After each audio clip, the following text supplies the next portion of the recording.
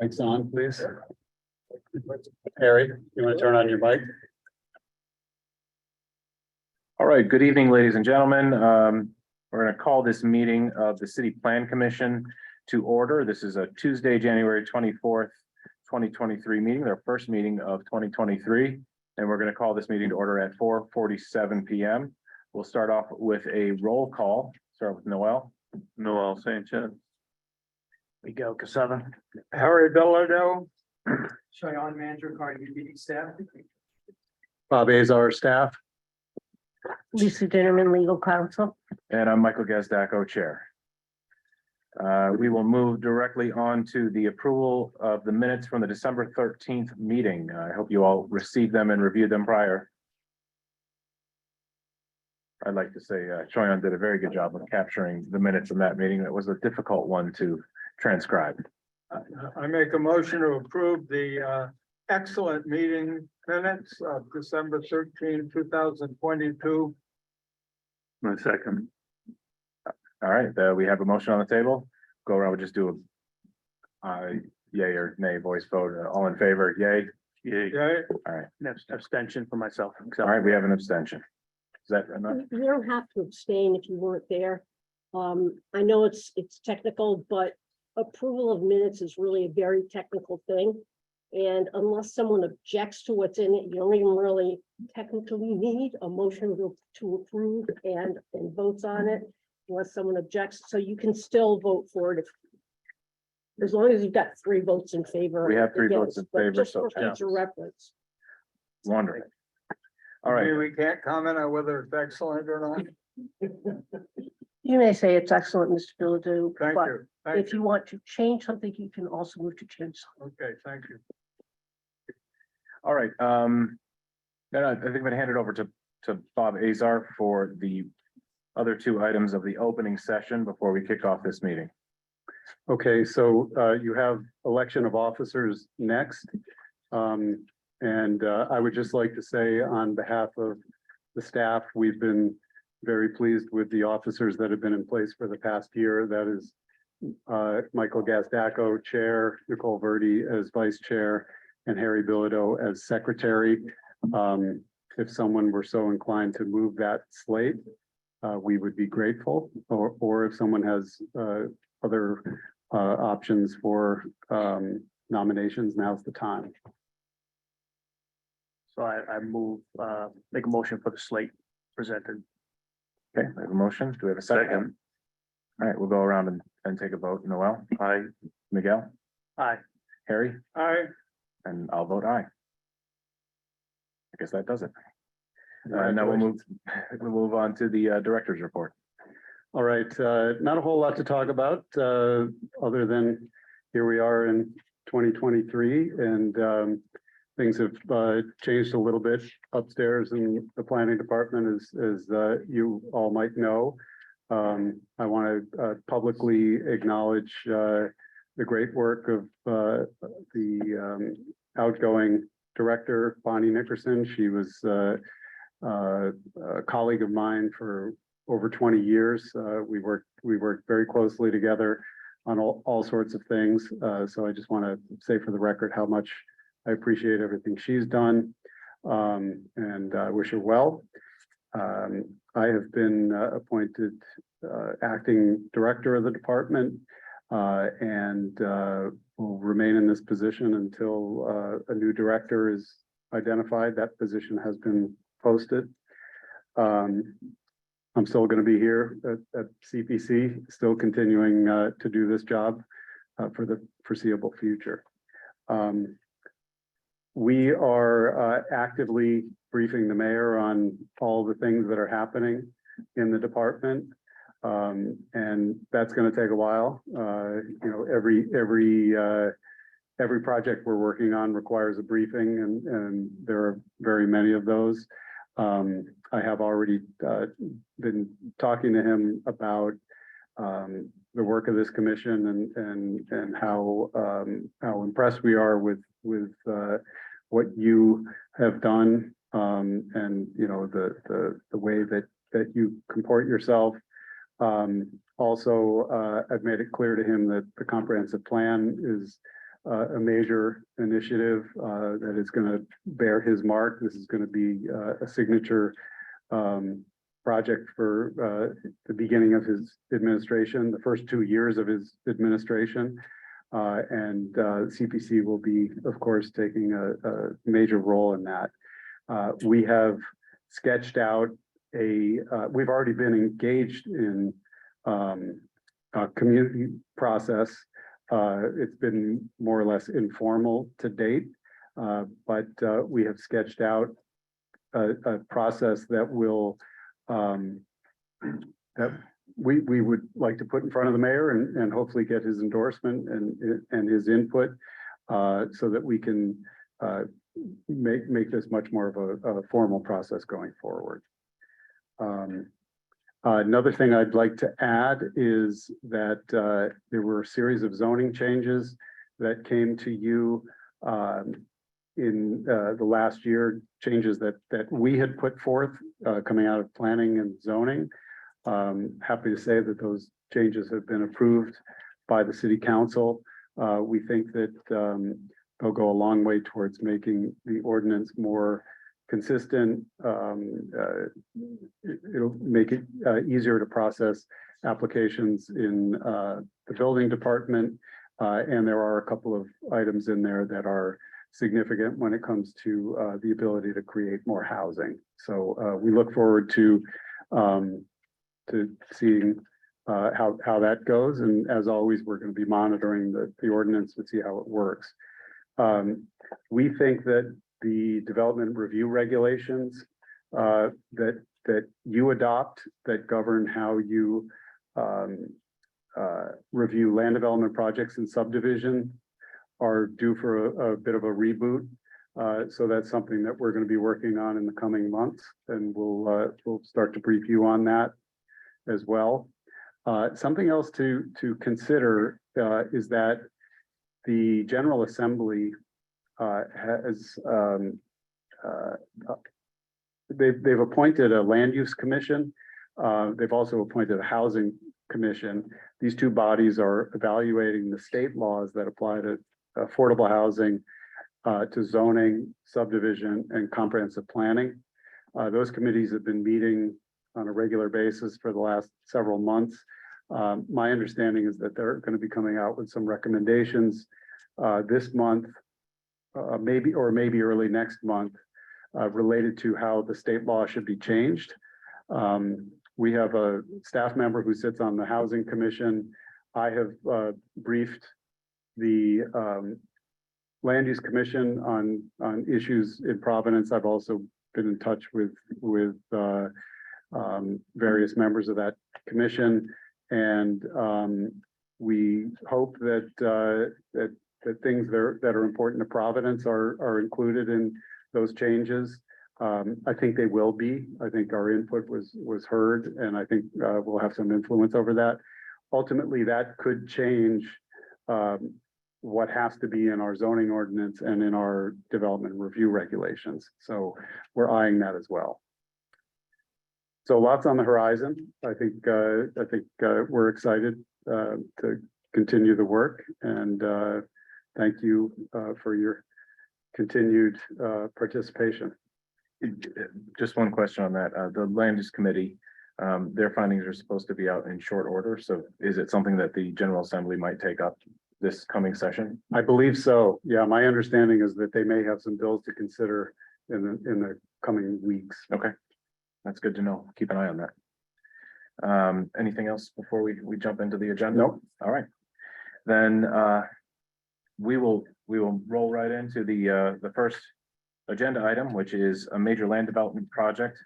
It is a public hearing for case number 22-033 MA 116 Waterman Street. The applicant is Walter Bronard and Brook Holding LLC. I believe Attorney Garrett, he's the attorney representing. Joanne, do you want to, or is it? I'll give a brief introduction to this one. So this is something you've seen before. They came in. This is a major land development project.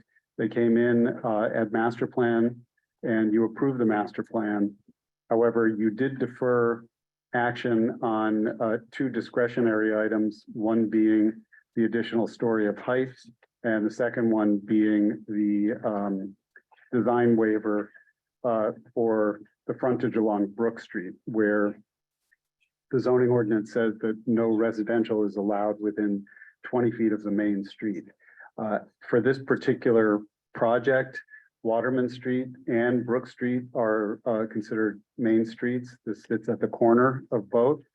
They don't need the waiver for the Waterman Street frontage because they have a commercial storefront that actually wraps around a little bit of the Brook Street frontage, but they do need the waiver for the balance of the Brook Street frontage that has residential on the ground floor. They are here at preliminary plan. There were two conditions of master plan approval. One is that they have a meeting with the community, and two is that they enhance the landscaping along Brook Street. They have checked both of those boxes. So with that, I think we're ready to turn it over to Attorney Garrahy, and I will bring up Casali here on the screen so you can share the plans. Attorney Garrahy, take it away. Mr. Chairman, members of the commission, John Garrahy on behalf of the applicant with respect to this project. Let me say, if you may recall, this application was before you for master plan. John, get a little closer. I'm sorry. Was before you for master plan in July. And as Bob indicated, that the two conditions were at that time, additional landscaping. Commissioner Bellevue had required additional landscaping, and then there was more meetings with the community.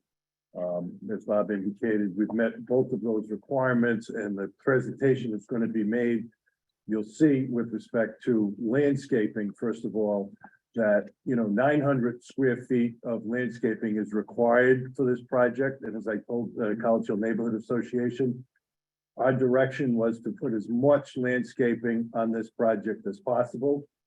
So 900 was required. We have 7,000 square feet of landscaping on the project. 900 required, 7,000 provided.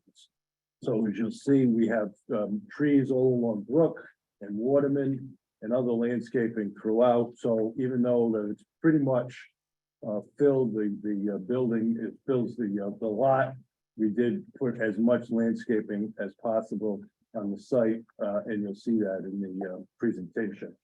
The other thing I wanted to mention is that we did meet with College Hill Neighborhood Association. I thought we had a very good and very productive meeting with them. I know I just received a letter, and they're going to be able to speak for themselves, certainly, but there was a lot of good input from that meeting that was relayed to us. And as you're going to see from this presentation, we've taken that to heart, and many of the things that they were concerned about, we've tried to address, and we'll show that in the presentation. One of the residents at the meeting said, "I don't think like a student," and I, maybe I don't, because it was quite a few years ago that I was a student. But and that was particularly with respect to noise. But we've taken steps in this project to address that and to be able to address any of those conditions which arise as quickly as possible, and you'll see that in the presentation. I'm going to let Joe and Oscar make the presentation. I think it's very well done, and you'll see that this is a presentation of all projects that you should have that come before you, because it addresses many of the issues. So Joe, I'm going to let you take over and make the presentation. Good evening, members of the commission, Mr. Chairman. Just for the record, my name is Joe Casali. I'm a registered professional engineer with offices at 300 Post Road in Warwick. With me is Oscar Ramirez. Oscar is an architect with Aronian Associates. And together, we'd like to just walk you quickly through the proposed project. As Attorney Garrahy said, this is a mixed-use building. There's a commercial component to it, and there's also 25 residential units. All of them are 2-bedroom. It's a little bit unique in that it has addresses on Waterman Street, a frontage on Brook, Phones Alley. But where we are in terms of the city, you all are familiar with Thayer, Brook. Waterman, and then phones. And the two subject parcels, both assessors plat 12, lot 260 and lot 180. Both of them are in your C2 general commercial district. They're both in your institutional educational overlay, your IE3 district. And you'll see that there are multifamily structures on both of them. This is Brook and Waterman, and then Brook and Phones. And as proposed, both buildings are scheduled to be removed and disposed of. That interior lot line to be abandoned through an administrative subdivision, and then we're left with one slightly over 6,000 square foot piece. Very cognizant of the 0 to 5 foot build to zone, which we will comply with. And in terms of the proposal, again, it's mixed use, 25 2-bed units and about 970 square feet of commercial space. You can see there's a proposed rendering from Waterman and Brook. Very, in my opinion, beautiful building in terms of its components. That is Phones and Brook Street. That would be just looking north onto Brook. And then in terms of program and programmatically, that's the commercial space, just under 1,000 square feet, 970 to be specific, with its own entrance on Waterman. Its own commercial access. Other elements in the basement would be, we have some storage, we have communal space, we need room for fire protection. Trash, of course, will be in-house, utilities, and also the bike room. We'll get into that a little bit later, but in essence, 5 spaces are required by code. We've tried to double that to 10 proposed spaces. And then the first floor plan.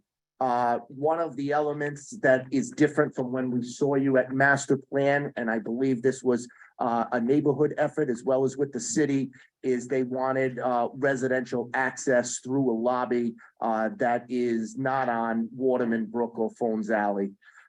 You'll see an elevator will service all of the floors.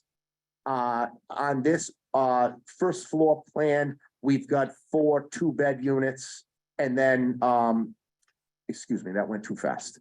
On the cellar floor plan, we have the commercial unit. And then, yes, residential lobby, first floor plan, we've got 4 units, and then that is open to that mercantile business below. The second, third, fourth, and fifth floor plans are almost identical. They're all 5 2-bedroom units for the total of the 25 total units.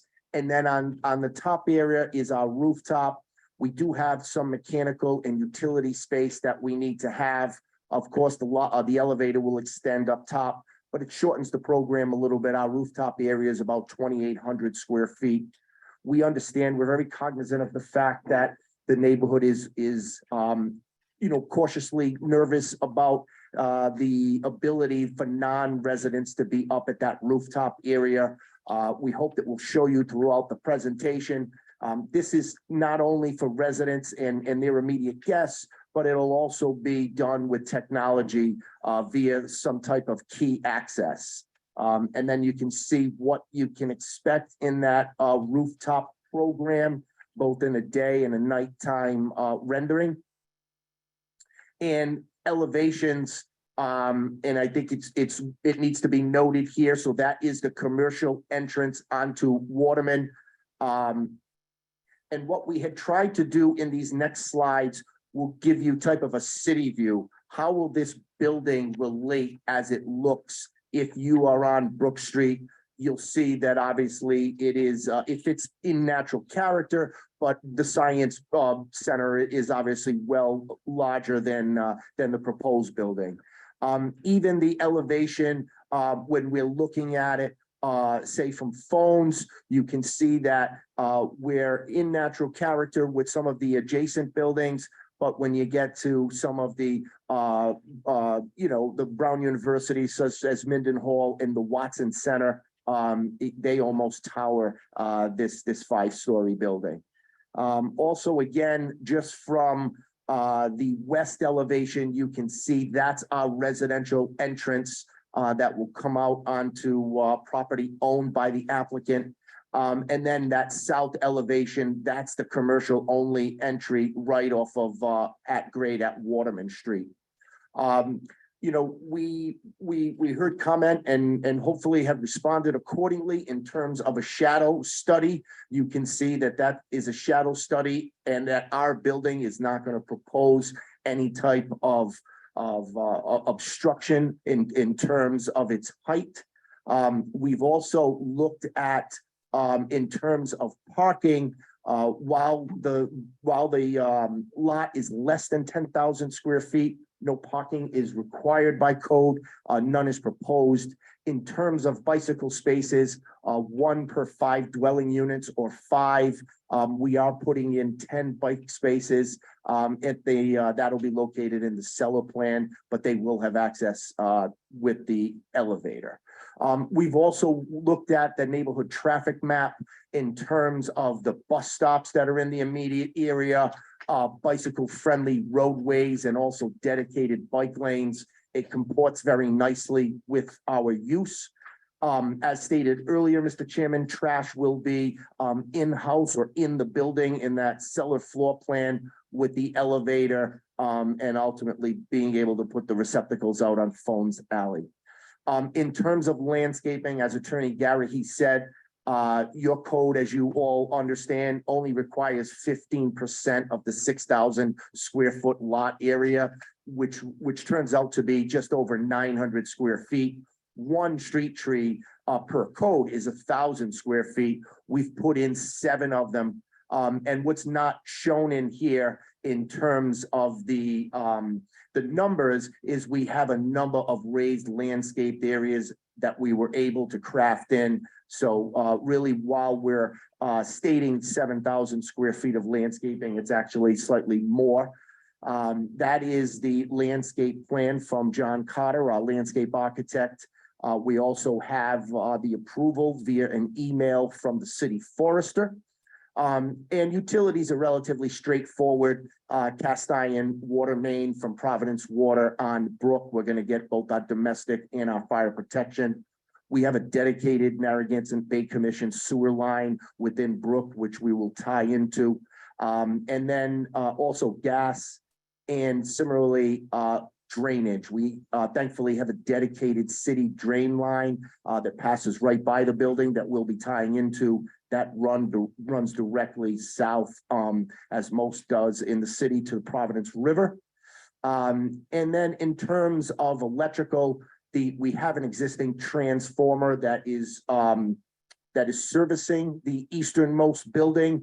We will be retrofitting that transformer, having reciprocal easements so that we can service now both of the buildings with that same transformer location.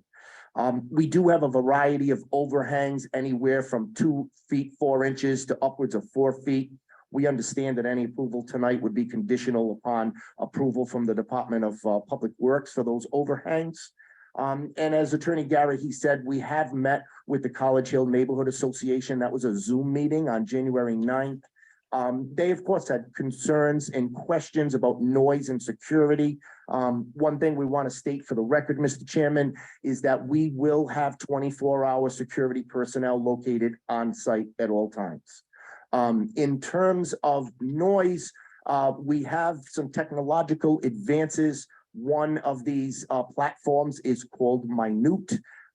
It's basically like a smoke detector, but it really tracks noise and sound. It's very interactive.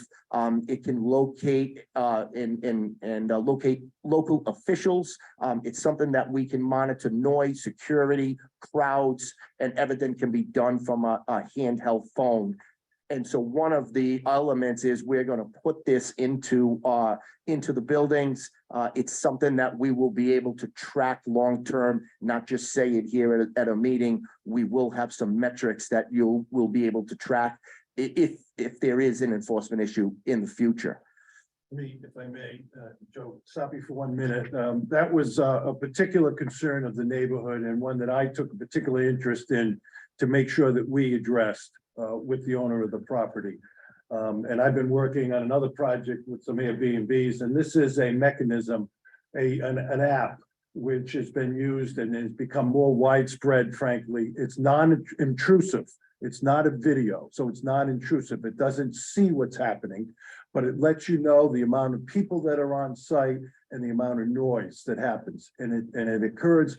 So although you could be responsive to a situation where there becomes noise and becomes a lot of people, this is instantaneously, so that before it becomes a problem, the owner will know and the security will know that there's more people or more noise in the property or in a particular area, whether it be on the rooftop or in any of the apartments, so that they can act quickly before it becomes out of control. So this was directly in response to comments raised with respect to noise and overcrowding in this project.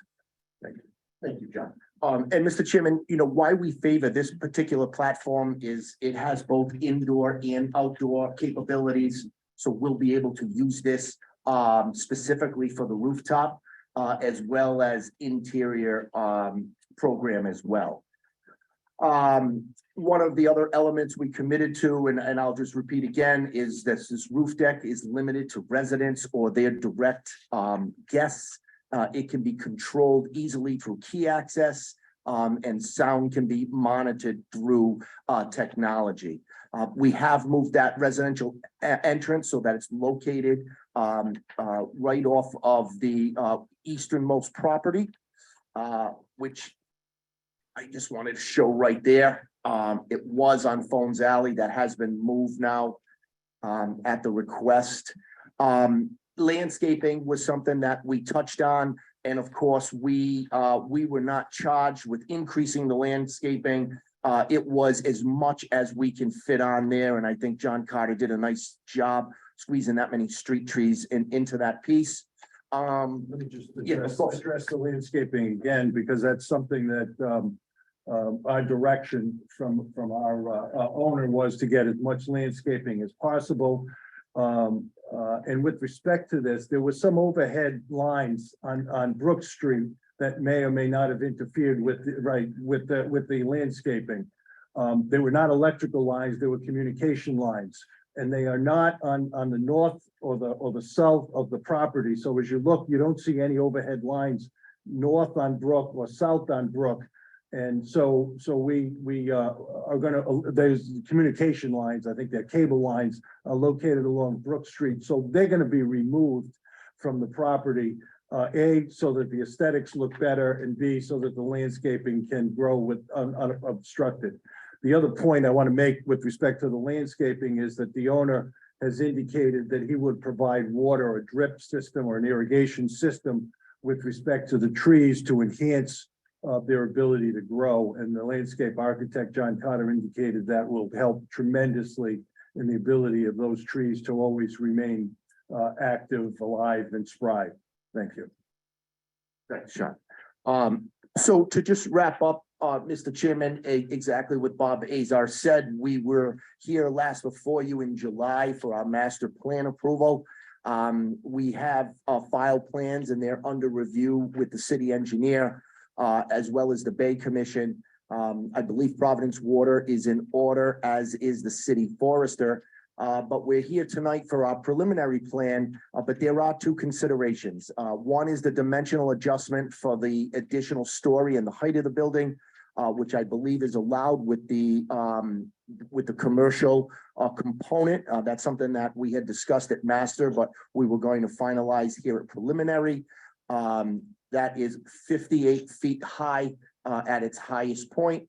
And then lastly, a design waiver to have ground floor, residential ground floor use within 20 feet of a main street. In this case, it's within Brook Street that we have use within there.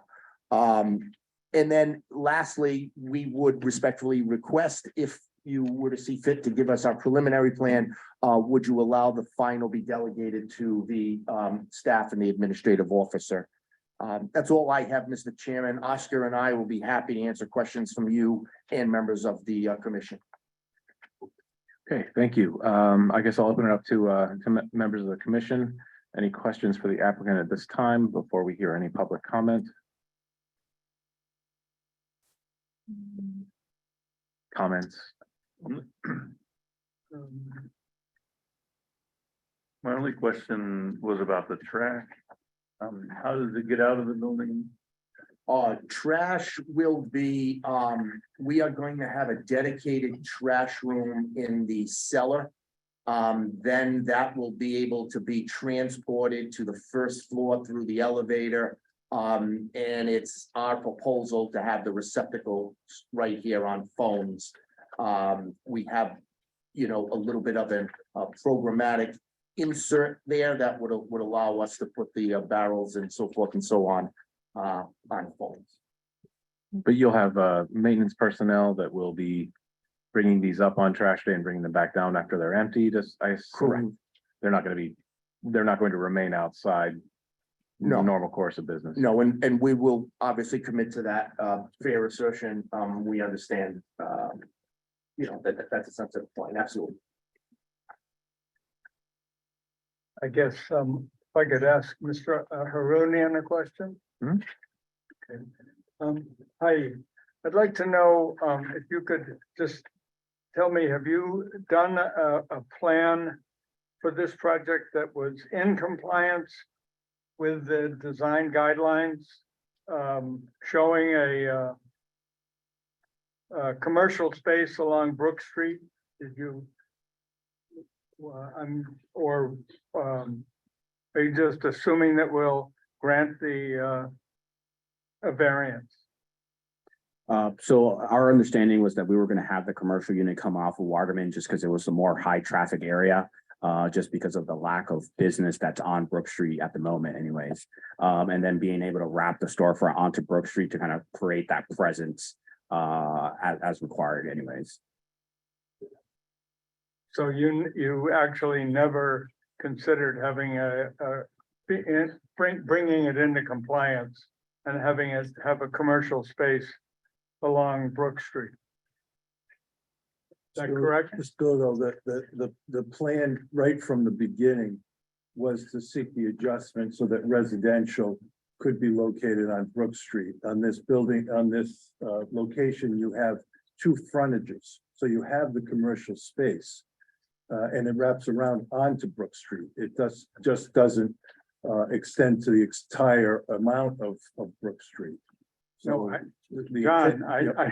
I can see that. Thank you. No, but you raised the question of whether or not it was intended or whether or not he sought to do it on Brook and I'm just saying to you right from the beginning, the intention was that this was the program both under the master plan and under this plan.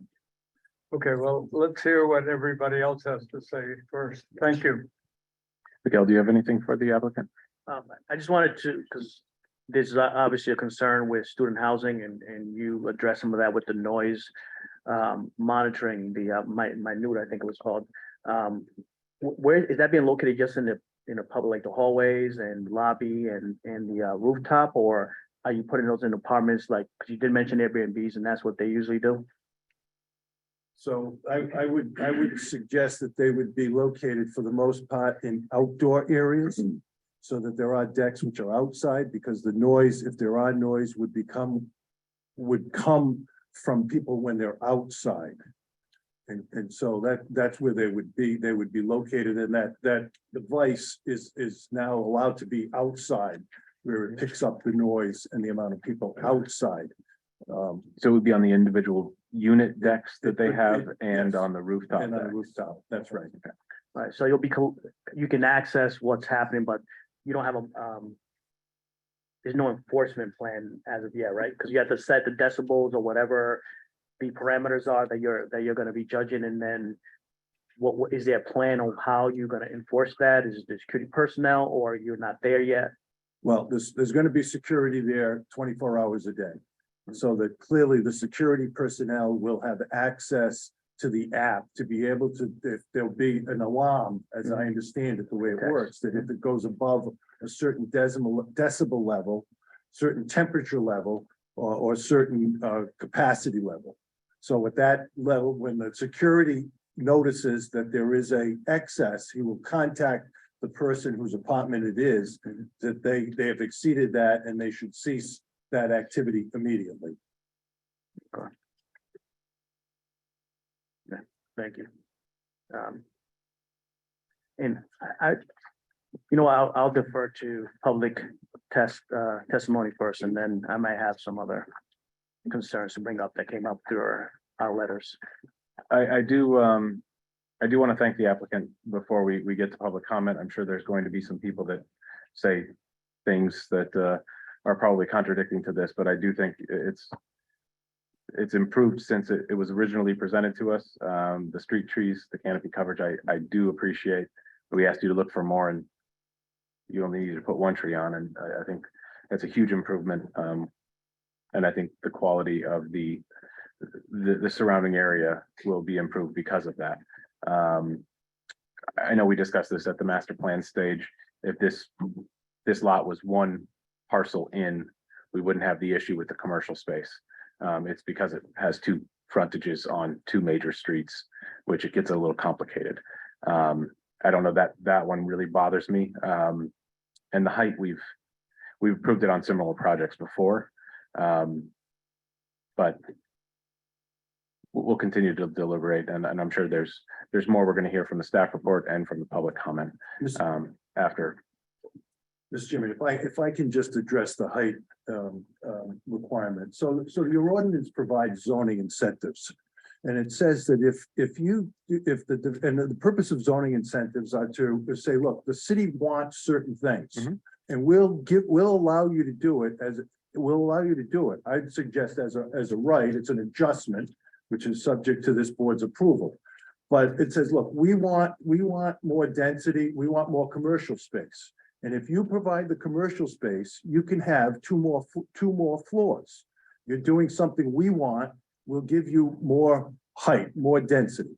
So that it's an incentive. It's if you give us this, we'll give you that. And that's what we're doing. We're not saying two floors where the regulations say you can get up to 2 floors. We're asking for one additional floor. So we're providing the commercial space and therefore getting one additional floor. I disagree with, I agree with most of what you're saying. I don't believe that it's a by right. I understand. I didn't say it's a by right. I think I dimensional pulled back. adjustment that is under the purview of the planning board to give when certain criteria are met. Right, and also, and let me say this, and the height was important in the presentation that was made, because this is not in an inappropriate place for a higher building. If you look at the buildings, the science I mean, this is not inappropriate. Right across the street is the computer center, the science library, Minden Hall. They all are taller than this building. So this is an appropriate place for additional height. If it was located in the middle of a residential area where there were no buildings of that height, perhaps not appropriate, entirely appropriate here. Understood. One other thing, Mr. Casali, could you go back to the shading study? I thought it interesting that your shading study of the larger building looked oddly similar to what the existing building is on the Google Maps image you use.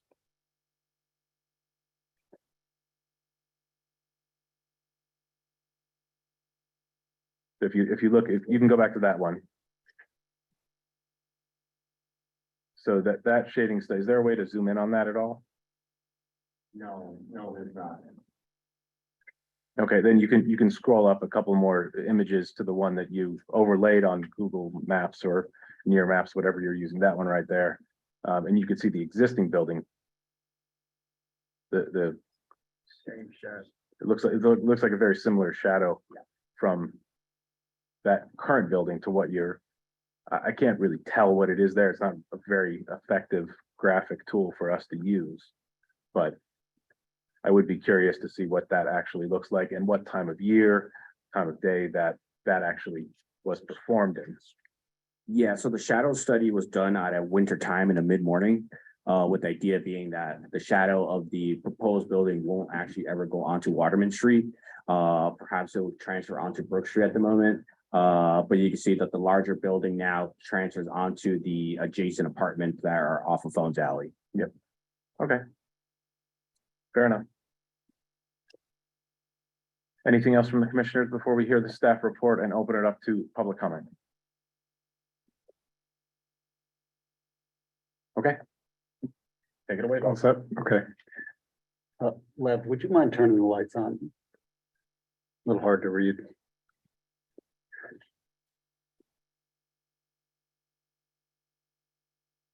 Okay, so this is a major land development project. Again, you're required to make 5 findings. And I'll run through them one by one. The first is consistency with the comprehensive plan. This is located in an area that the future land use map of the comprehensive plan says is for neighborhood, commercial, and mixed-use development. This is the kind of project that is just what's contemplated by that designation. This conforms to objective BE2 of the plan, in our opinion, which encourages new development to complement traditional character. Creation of housing will conform to objective H2 of the plan. This encourages the creation of new housing. Compliance with the zoning ordinance is next. In terms of use, this is compliant. Residential and retail are both allowed in the C2 zone. In terms of dimension, they conform, but for the height and that design waiver that's been discussed. Otherwise, they're built to the property lines as is required by the C2 zone. They meet all of their build to percentages. They meet all the transparency requirements. With respect to parking, as was discussed, no parking is required. And with respect to landscaping, they vastly exceed what's required, and the plan was approved by the city forester for the street tree planting. We don't expect there to be any negative environmental impacts, and in fact, because they will conform with all current environmental regulations, it's likely that there will be less of a stormwater impact on the environment. With respect to a buildable lot, there are 2 lots currently. They'll be merged. There are no constraints that would create an unbuildable condition. And then finally, this property would have adequate street access from 3 sides. So first of all, they did request a couple of waivers of submission items. As it turns out, they don't need either one of those. They don't need the waiver from state permits, and they don't need a waiver from submission of the detailed landscaping plan. So you can disregard that. With respect to the dimensional adjustment, we believe that you should grant the dimensional adjustment for the height of 58 feet and 5 stories. Keep in mind, 58 feet is 8 feet taller than what's allowed in that zone. The applicant is providing vertical mixed-use development in conformance with the ordinance. It has been your standard practice to grant an additional story of height under these circumstances. So we think that it would be appropriate to grant that. Regarding the design waiver, some of you were on the commission when we debated this design standard of the standard that says that there should be no residential use or parking uses within 20 feet of a main street. There was a very long debate, and you might recall that it came about in the wake of the 1292 Westminster project, which was originally proposed as a 4-story building without any ground floor commercial. Through a long process, they changed that to a 5-story building with ground floor residential. There was some concern from the neighborhood that a building without commercial could be built on a prominent main street. We convened a subcommittee to discuss what was the best way to implement this. Should we require commercial uses on the ground floor? Should we do something else? Ultimately, it was the commission's decision and recommendation of the council that we should adopt a standard similar to what we have in downtown, which is that rather than mandating commercial, we simply say no residential or parking within 20 feet of the main street. Because we would rather not see cars and drawn window shades on those prominent street frontages. And then we decided to identify particular streets as main streets throughout the city.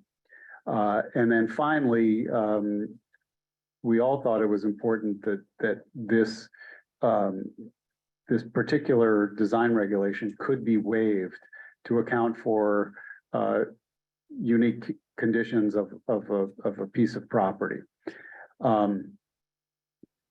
In this particular case, Brook Street, when this standard was first adopted, Brook Street was not included as one of those main streets. Neither was Waterman, I'm pretty sure, in this vicinity.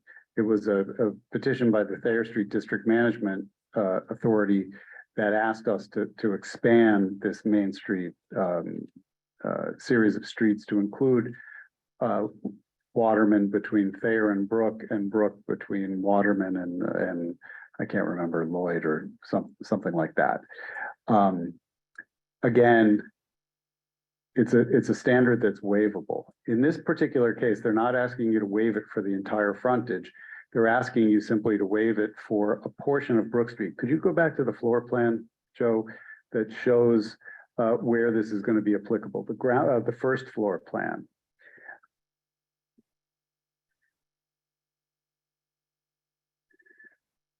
What you'll see there is that you can see on the Brook Street facade going back the depth of the mercantile and then the depth adding on of that staircase. It's the frontage that encompasses the 2-bed unit and the 2-bed unit sort of tan and the one that's green. And also, if you could go to that Brook Street elevation to show what that's going to look like, you'll get a sense. I think we just had that. I think you were just there, right? You'll get a sense that at the elevation of those windows, at least in that sort of third bay, call it, the one that's white, third from the left, you'll see that it's well above the elevation of the street, and that then the sidewalk goes up after that. At any rate, one thing to consider, I would say that this building meets the intent of that rule. I think Waterman is the more important street for commercial purposes. And I think Brook is kind of a secondary street. There really is not a whole lot of ground floor commercial activity on Brook Street. I think it's less important that it be there than on Waterman Street. Finally, I'll say that you have also granted waivers from this standard in the past. In the case of the property, the former Citizens Bank property, there were 3 residential buildings along Westminster Street. You granted the waiver for those not to have to comply at all. So with this one, this is distinct from that in the sense that they will comply for, perhaps half of the frontage on Waterman and Brook, and they need the waiver for the balance. With that, our recommendation is that you approve the design. We approve the design waiver, that you approve the design waiver. And then finally, if you grant the dimensional adjustment and the design waiver, we recommend that you approve preliminary plan, finding it in conformance with the zoning ordinance and preliminary plan, finding it in conformance with the zoning ordinance, the comprehensive plan and the other standards in the staff report. And that be subject to the condition that final plan should be delegated to DPD staff. Okay, thank you, Bob. I should point out before we open this to public comment, we do have two letters that we've received, which will be a part of the record, one from Councilwoman Anthony and one from the College Hill Neighborhood Association. You've all received those in your packet and were emailed those prior to this meeting. And then we will open up the public comment and we'll start with Councilman Gonzalez, who's here in attendance.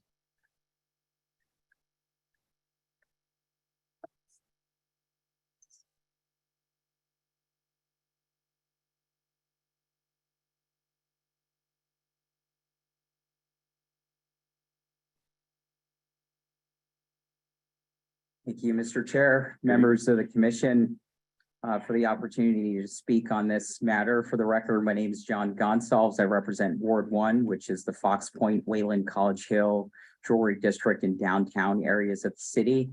I'm speaking also on behalf of Councilwoman Anthony, who cannot make it this evening because she's at a finance committee meeting.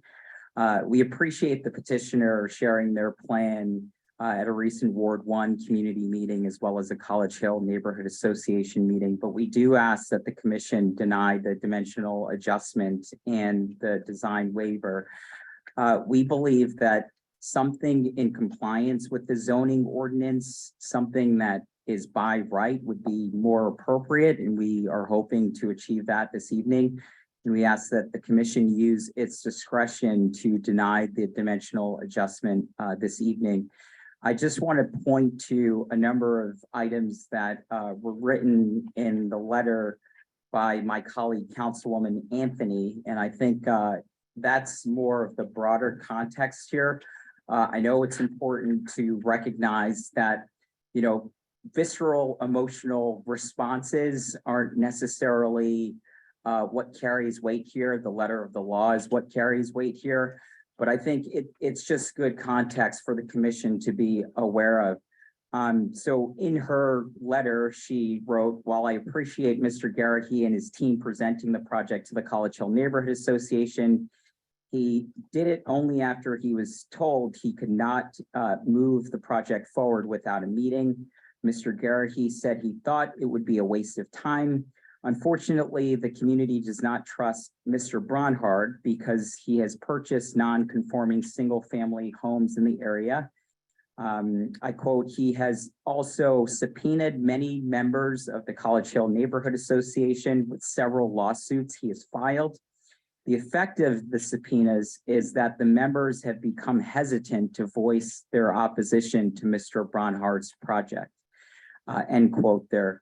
I mean, we've received countless emails and complaints about various properties throughout our ward, in addition to Councilwoman Anthony's ward. And I think that's the larger context here is we're worried about what an additional 25 residential units will have on the neighborhood and what impact that will certainly have. Another part of her letter also mentions that there's a lot of community concern regarding the roof deck on the top of the building. Noise and parties are a real problem on College Hill. And again, this property is located on the border of the residential zone. I know that the petitioner had mentioned an app that could mitigate for some of these noise challenges, but I think that's largely reactive, and I think it would be very astute of us to look into whether or not that would potentially be a violation of future residents and their First Amendment rights. I think, you know, I don't know much about this app, but I think it's something that we should certainly look into before trying to implement something like that in the future. But again, I think that's a response to some of the concerns that we heard from neighborhood residents. But ultimately, we kindly ask that this commission consider what Mr. Bilodeau was putting on the table in terms of having the developer consider a development that's by right. And of course, we agree that incentives are important, but we also think that a by right development would be more appropriate here, and not a granting the additional height in stories would ensure that the development could be in compliance with what's by right according to our code of ordinances.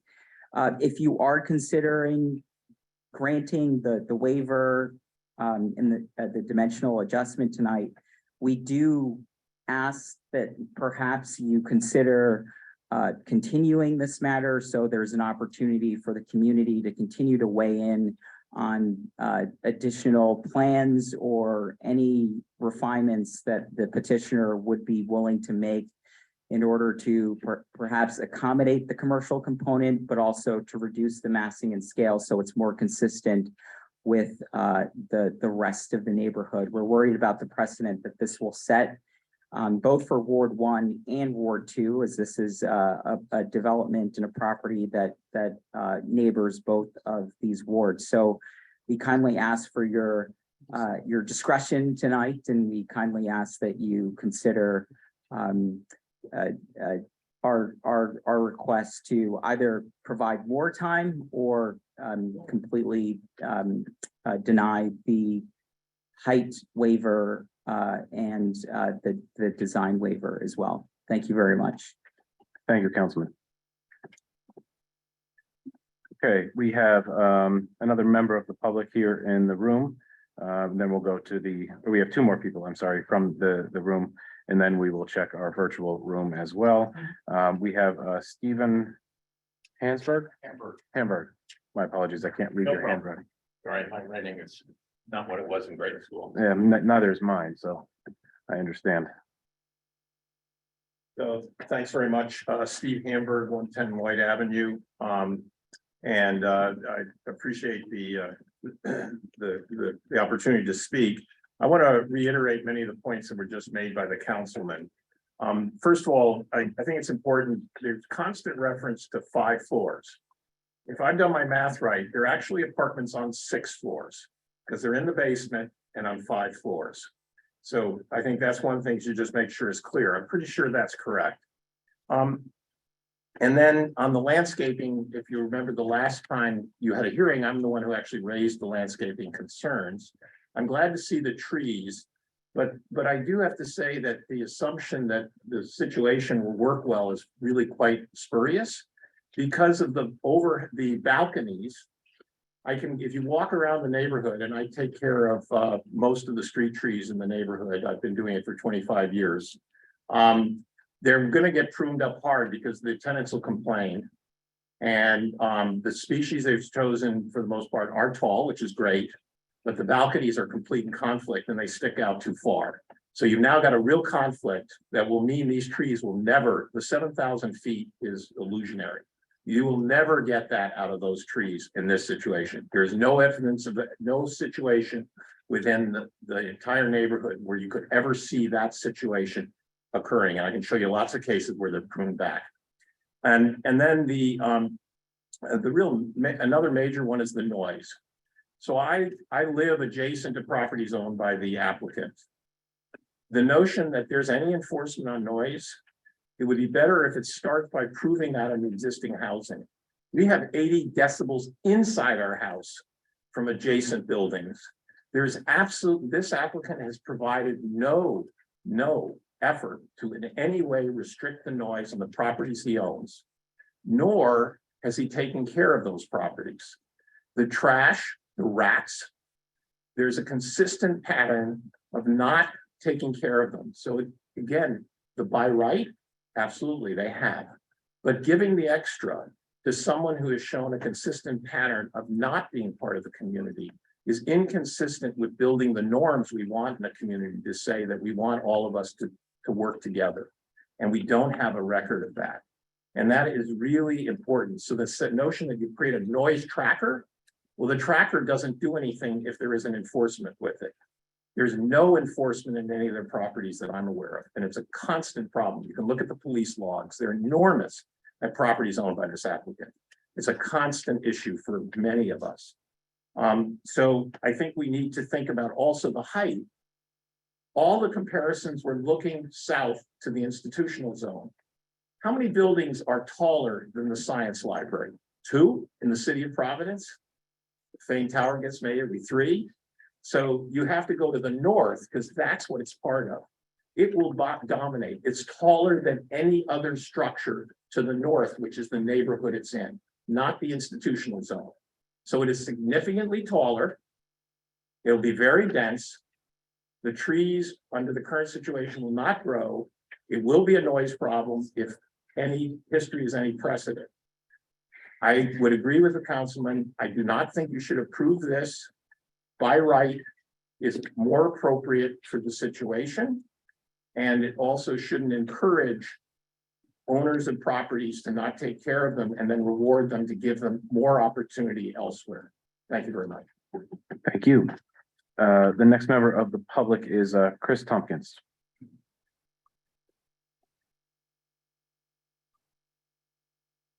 So also before Chris starts his comment, if you're in our virtual room, you would wish to comment on this matter, now would be the time to raise your virtual hand or press *9 if you're calling in, and we'll put you in the queue in order of your raised hand to speak after Mr. Tompkins. Yes, TOMPKINS. Everybody hear me all right? Absolutely. Yeah, speak into the microphone a little bit more. There we go. How about that? Good. We have his address. here, Thank you. 190. I had a busy day today, so I didn't have an opportunity, unlike the paid folks, to have a slick presentation. It's a new year, new administration. So I thought I'd bring some public policy questions to this august body that maybe you can consider. I've observed this body for quite some time, so I just have some thoughts.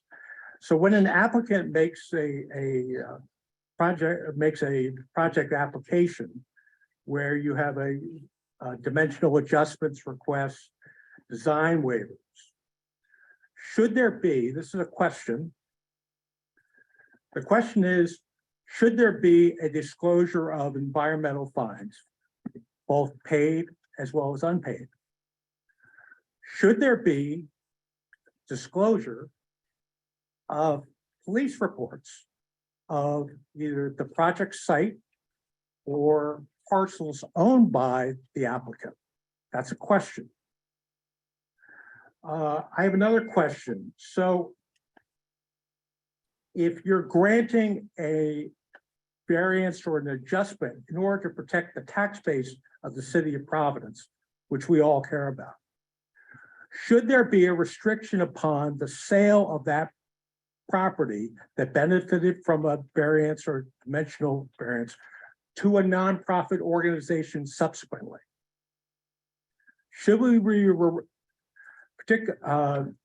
for example, a good example would be River House over in the I-95 corridor, which got a lot of incentives to develop that, and now it's owned by Brown University.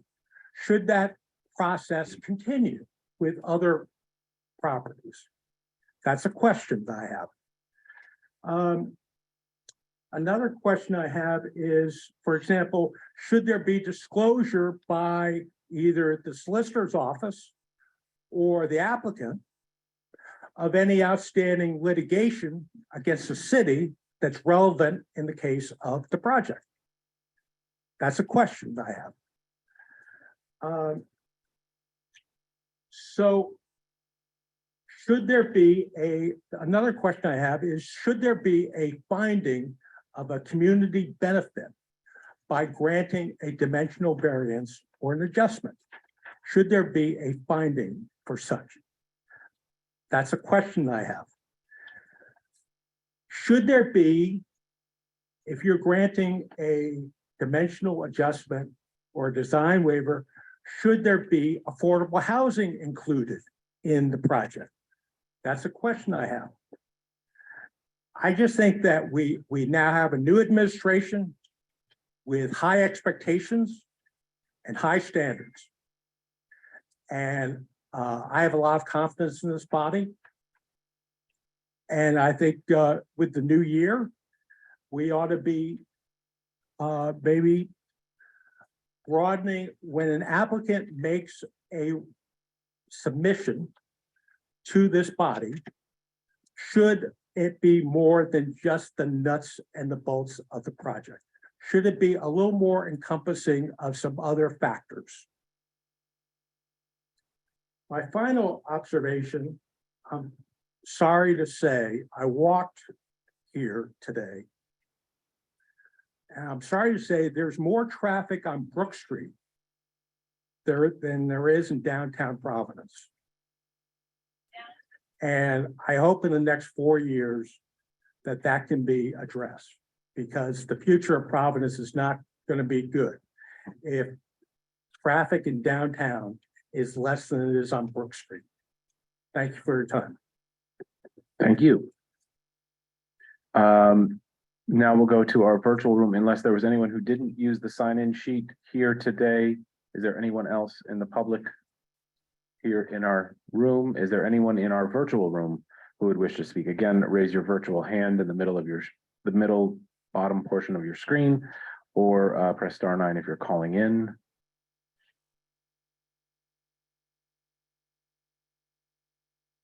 Seeing none, we will.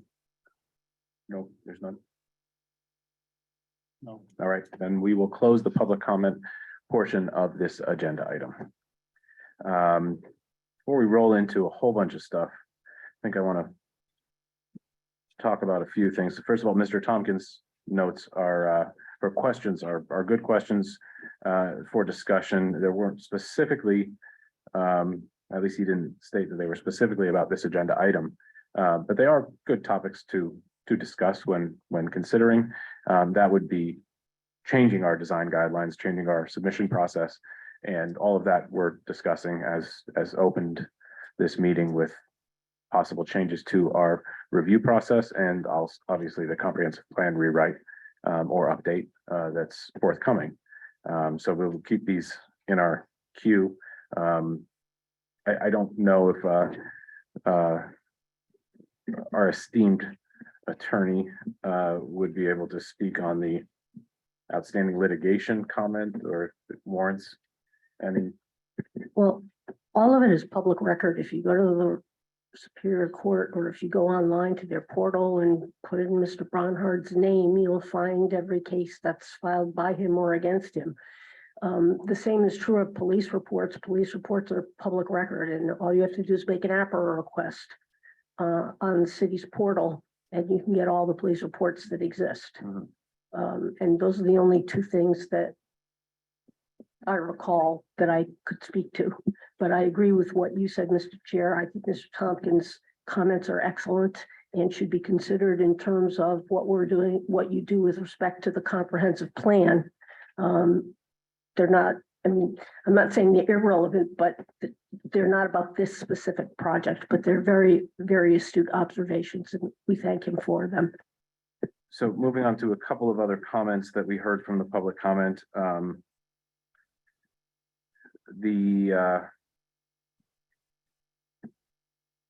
see, looking at my notes here for a second. A lot of it had to do with the applicant and our public's trust level of the applicant. That's obviously a problem for Mr. Garrahy. However, we as a commission need to make findings not specific to the applicant. So they have to be applicable to any project that comes before us that meets the criteria. We have made these, we have given these dimensional adjustments and design waivers in the past, and the one that sparked this, I guess the design waiver is the one that bothers me the absolute least, because I was one of the ardent proponents of including this Main Street commercial, and I live on Harrison Street, which is the street, one of the streets that 1292 Westminster Street is adjacent to. It's Harrison and Westminster, and I walk by that, you know, every weekend when I'm taking my daughter on a walk to go to Sin or the West Side Diner, and both of those commercial units are still vacant. They haven't been occupied Vacant. since it was built. And I think that's a problem. That's as much of a problem as having residential occupied, is having vacant storefronts on our main streets. So I don't think we were misplaced in our desire for an outcome. I just don't know if it was the right way to skin that cat. And again, he's meeting the criteria on Waterman Street, which I believe, I agree with our esteemed planner here. I think he's meeting the intent of the design guideline. So that one doesn't bother me at all. The height adjustment, again, it's 8 feet higher than what is allowed. There was discussion of the 5-6 story. It is 5 stories. There's a basement. Basement and roof deck don't count as a story, as far as I know. Are you? That's correct. A basement, which is defined as more than half of the volume is below grade, does not count as a story. I'm sorry. Let's start over again. A cellar is defined as a level of a building where more than half of the volume is below grade. That does not count as a story. A basement where more than half of that volume is above grade is counted as a story. In this case, that's a cellar, so it's not counted. So I wanted to put that on the record, because if we do deny adjustments or waivers, we just need to make findings to back that up. Specifically because we've heard discussion of the applicant, and he might be litigious, so we want to make sure we're making solid findings here today. And I think that the applicant has submitted a plan that largely meets the criteria laid forth in our zoning and comprehensive plan. So, Michael, you're saying we have to make solid findings. Is this solid? If we were to go by right, there would have to be, it would be, what would be built here? Just 4 stories, is that it? 450. 4 and the cellar, I mean, I know, okay. Yes, 4 in the And then- cellar. And then if we were to offer a waiver, then it has to be commercial on main streets. So the simple fact is that this is, without mincing words at all, this is not just being something to be trivialized. This is a serious change that we're making. Where someone has met 25% of the commercial waiver. So we're already moved away from the nuts and bolts, as you say. And by right, we're already considering that. And yet we're going to make a waiver to a waiver to a waiver. And I'm a little. Bob, do you have any recent examples of these design waivers that we've? Oh, I'm sure we've done it. I mean, but here, we're not just saying, oh, you're saying, you're trivializing it. Oh, it's only 8 feet. It's like a little pregnant, it's there. It's an additional floor. The design waivers, the dimensional adjustments, the dimensional adjustment and the design waiver are the 2 things. The dimensional adjustment is for the height. I know that, and it's based on the design waiver. No, It could be a 5-story building without, could it be a 5-story building without commercial? So the extra story is, they're asking for the extra story, and the justification for that is that it's a mixed-use building where more than 50% of the floor area is dedicated to residential use. That's language that comes right out of the ordinance. So they're entitled to ask for that 5th story. It has nothing to do with the waiver. The waiver has to do with the proximity of residential use to Brook Street. Because there's residential use within 20 feet of Brook Street, they require that waiver. and if it were, they're allowed to ask for 2 stories, correct? That's correct, that in a commercial zone, a dimensional adjustment for height can be up to 2 stories or 24 feet. So that's the only reason. I'm not trivializing it. I'm saying they could have asked for a lot more and they didn't. Well, I understand that, but they're asking for a reduced amount of commercial. And they're asking for 1 or 2 stories more now.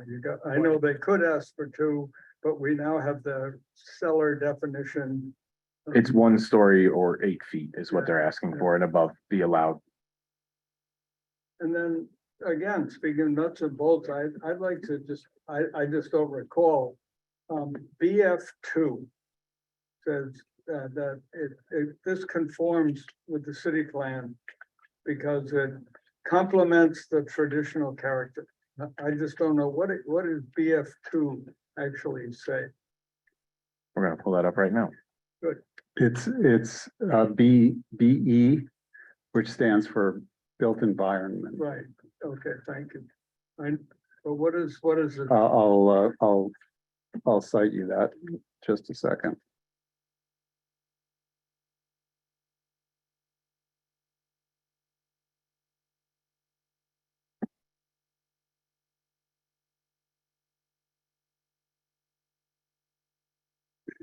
One thing that we can, another point that I had on here, and Troyan might be able to answer this while Bob's looking this up.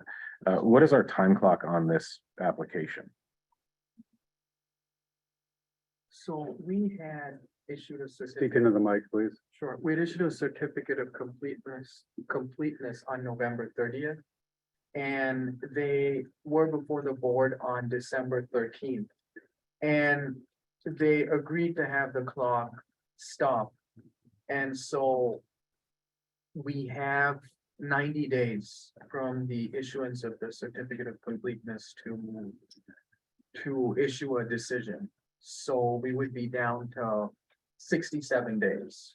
I'm sorry, 77 days from given the amount of time that is elapsed. Okay, thank you.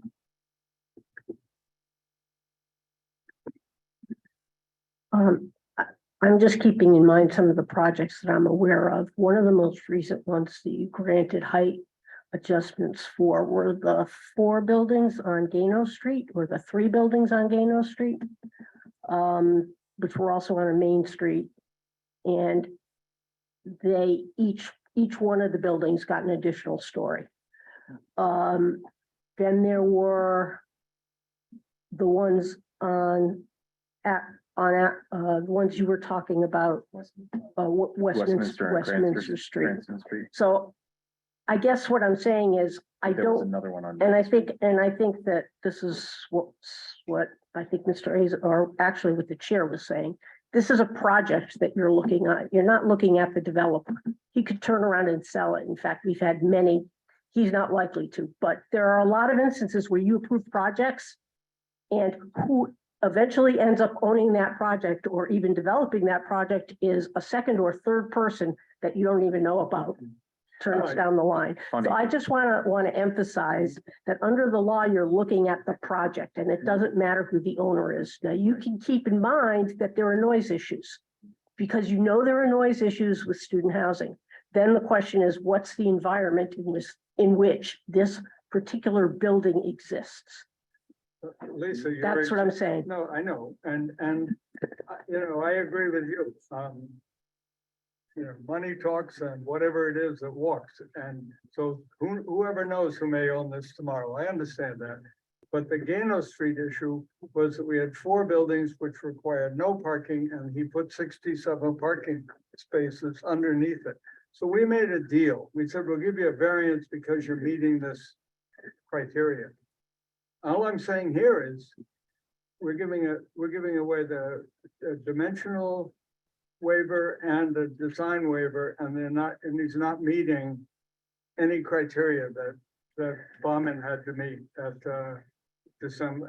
Gano Street. Well, the design waiver has nothing to do with it. Just the design waiver is a very minor thing Right. and it doesn't matter. Well, if it's a minor thing, then let's just deny it and go on. Can, Go to the next. Mr. Chair, one other project I want to bring to your attention that I think is similar to this one. 311 Knight Street. It's at the corner of Westminster and Knight. It's a mixed-use building. And in that particular case, you granted a design waiver because they had parking within 20 feet of the main street. They have ground floor, a portion of the ground floor was allocated for retail, but they also had a parking area within the building, and that came out to within 20 feet of the main street. This building wraps around Knight Street, and in that particular case, it was a percentage, a fair amount of the percentage of the frontage on the main street on Westminster Street, where they got that waiver. In addition, you granted one extra story of height. I would argue that strictly from the standpoint of consistency with prior approvals, notwithstanding who owns the project and what their history is, I think that when it comes to the design waiver, this one is less extreme than Knight Street, because the entire frontage on Waterman Street, in this case, is being taken up by the commercial space. I did write a similar I know, comment when he was writing it. What if I think the you applicant keep- flips you keep this? raising a little bit of a red herring. I haven't said a word about the owner. A lot of Not a it, word. it's not you, it's the testimony that we've received I from the public. understand, I haven't said a word about the owner, or the developer, or my good friend John Garahy, without whose help I wouldn't even be sitting here today, ironically. So I'm just saying, you give examples about Knight Street where they did get their parking, we gave them a height. We let them put the building up to the street with residences, I guess, I can't It was recall. parking along the street on Westminster. Parking along the street, okay, but here we're gonna have residences on the street in an area where the local commercial group has been advocating for more commercial, there's buildings going up right now. I mean, I think, I find it very difficult to agree that we should just give a design waiver, that's all. I'm gonna have trouble with that one. Dimensional, Dimension. I can live with, but not the design. One other comment on the public comment portion, again, not you, Harry, Oh, that's is okay. the, Michael.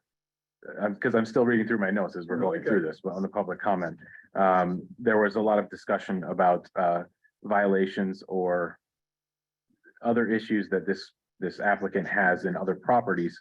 I argue that this would be better for the neighborhood. If he already owns these houses and there are violations here, there won't be able to be violations for the foreseeable future when he builds this, because there will be new inspections and standards, and everything will have to be up to code, at least for a period of time. I know that doesn't I understand. satisfy everyone in the public, but that is there's something to be said for that as well. You know, I understand real estate is tough. Dennis McLaughlin said if I didn't get some firework done, he was gonna put me in jail. And by 5 o'clock on Friday, and I got it done by 4 o'clock. And if you were to look up my record, if I had minimum housing violations, yes, I have. I mean, it's a tough business, but so I don't pick on people who are in the same boat I'm in. I just don't. I just think if you're gonna get something, you ought to give something. So I agree with a couple of Harry's points. I also want to clarify, because I think we're convoluting some of the issues. So the extra floor is due to the fact that it's 50%, over 50% residential. So the Correct. ground floor is irrelevant to that. Though I do agree Mixed use, there has to be. Mixed- mixed it has to use be Mixed use, with 50%. but the amount of ground floor is not. Is not relevant for that, for this particular. So we would have to make that decision separate from that. However, I would agree with Harry that I'm not here to judge anybody's intent. It's hard to do that, right?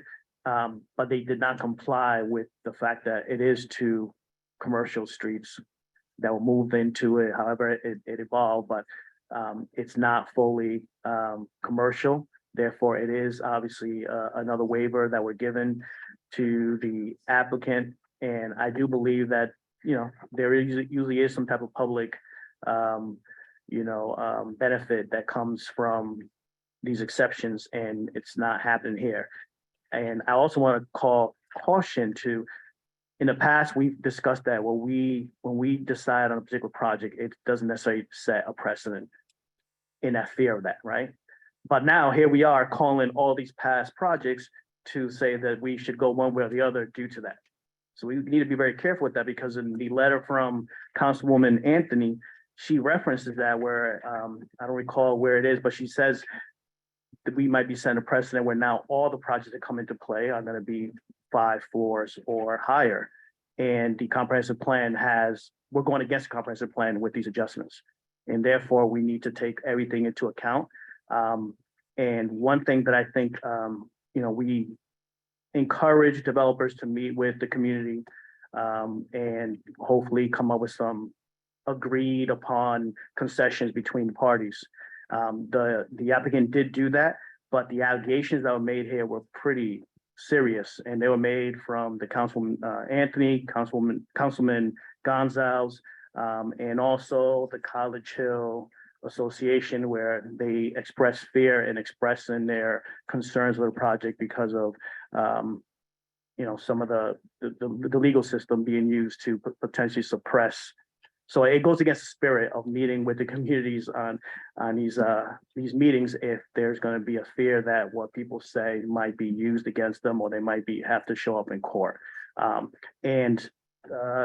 remember, it was Mr. Tompkins. A lot of things he mentioned are things that we should consider for the comprehensive plan going forward, but I just wanted to touch on it. We should have some type of qualitative measures where we do look at some of the history of how other projects were managed, because the past is what we have to show what could happen in the future. But this has been called upon before in other projects, that we're only addressing the project at hand and not the past performance or past behavior at other projects. So I think everyone in the audience should know that we just don't have the ability to look at that right now. It's noted, but it's not something that we can really use to go for or against an applicant. But it should be something that we should look to see how we can come up with some metrics to going forward as we look at the comprehensive plan, because we see the repeating behavior and there's nothing we can do. And nothing against this applicant or anybody else. I don't have any personal, information except for what was presented, but I never had anyone present the legal system being used and suppressing people's comments at these meetings. Mr. Chairman, I'd like to be able to address some of the comments that were made. Can you give us a few minutes? We'll Absolutely. Mr. Chair, I'm sorry. Go ahead. Oh, I was just gonna say in regards to the design waiver, I also want to point out that the ordinance does say that lobbies and common spaces that are associated with residences are permitted within 20 feet of Main Street. And if you look at the plan, you will see that on the ground floor, they have located the building entrance as well as the lobby on Brook Street.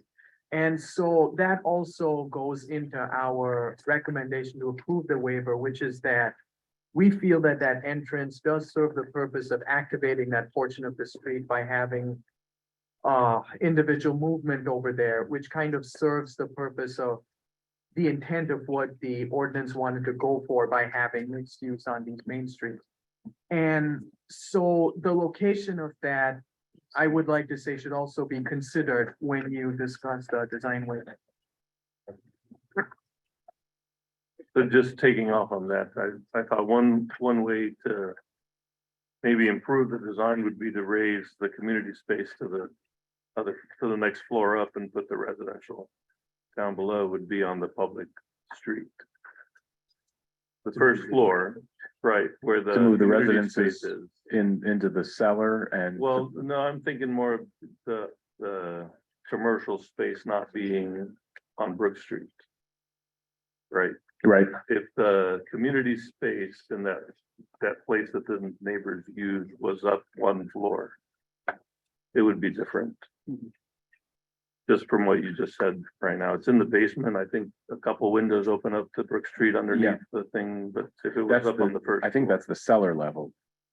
Because where the community space is where the now. community space is now, right? This is the thought for Okay. design. That's, I was gonna ask if about the noise and the students and that, is there any way to enforce?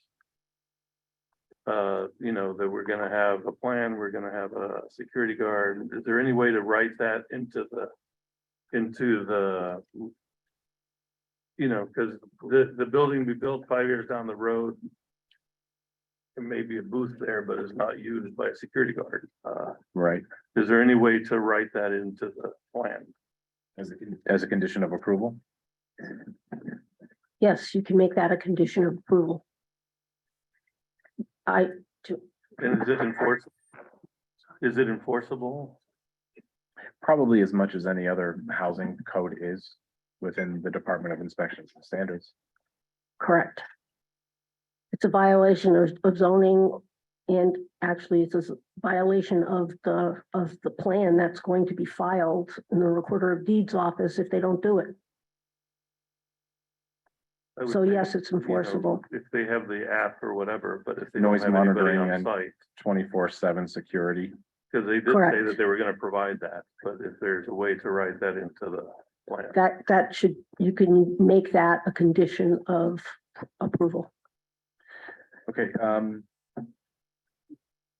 1 second.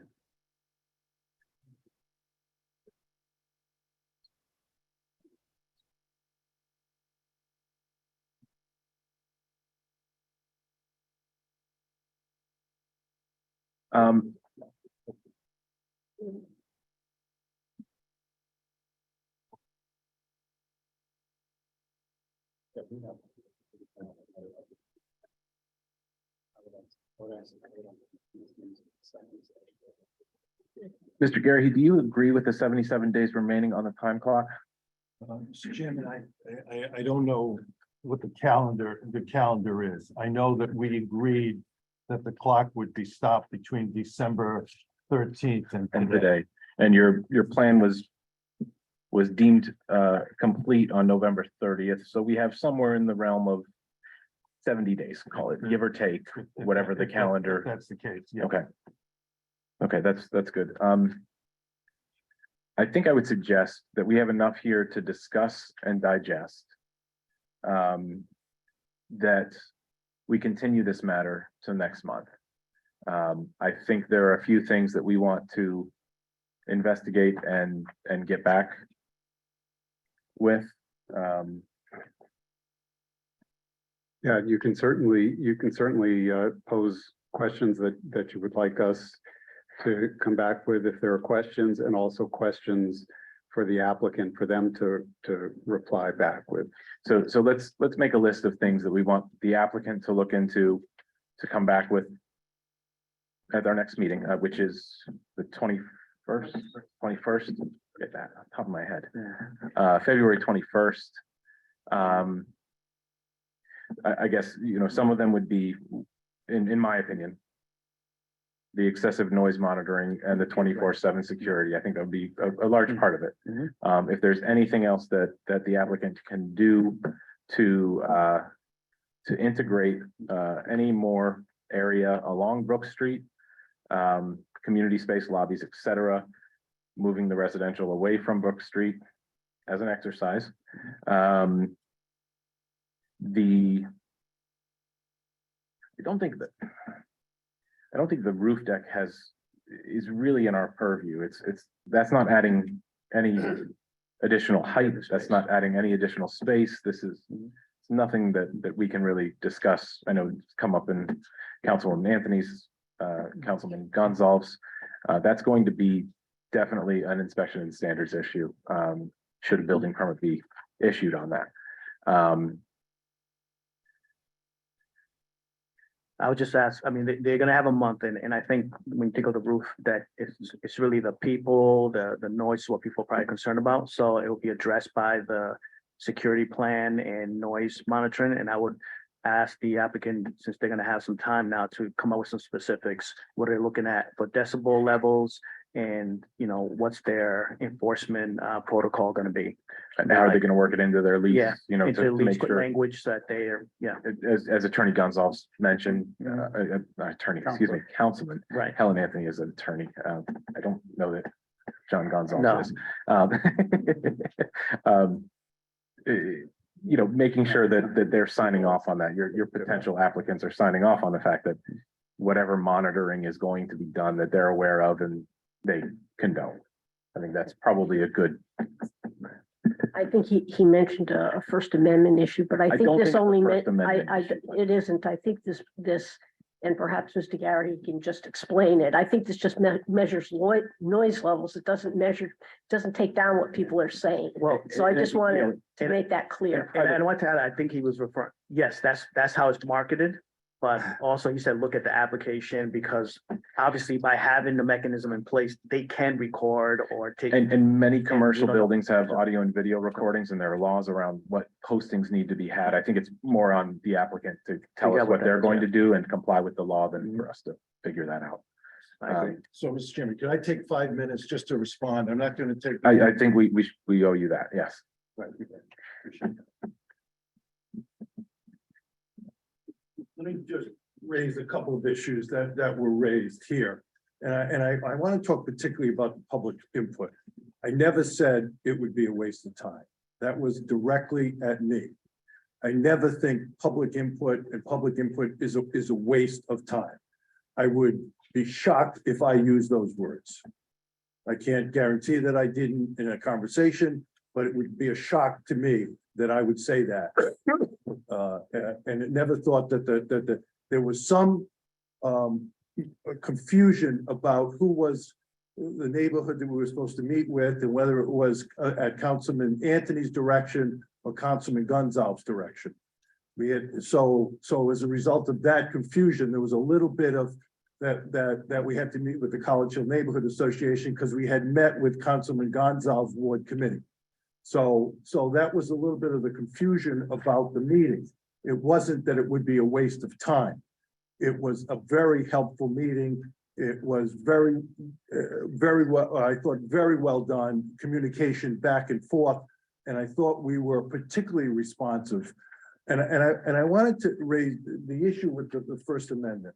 You know, I get it. I mean, if we had a video camera in there, that would be a real concern. And I've been doing some work with people, the Airbnb situation where the same concerns are being raised. And this device is marketed with respect to those to address those issues. And it particularly is concerned with respect to intrusive situations where you can either hear or video, and it's not that type of thing. It takes humidity, it takes capacity, it takes noise. It does not in any way, and we would never do that to be intrusive. We would certainly include whatever is necessary, and there is no intention.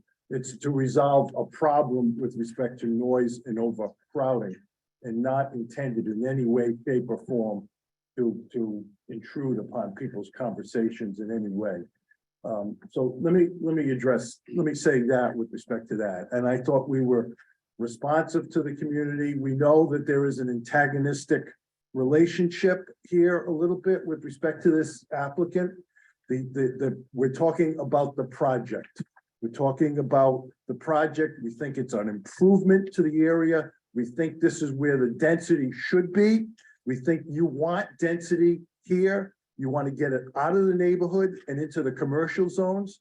And by increasing the floors, you increase density, and that you would rather have that here than someplace else. I can't speak to whether or not there are sufficient housing for students in the area to, if you take some here, you relieve the problem, or just, you know, you need an additional housing. Certainly you do, but certainly you want that housing in this area and not in the neighborhoods. So if you don't have an additional floor, you don't have an additional 5 units, those 5 units are gonna be in the neighborhood.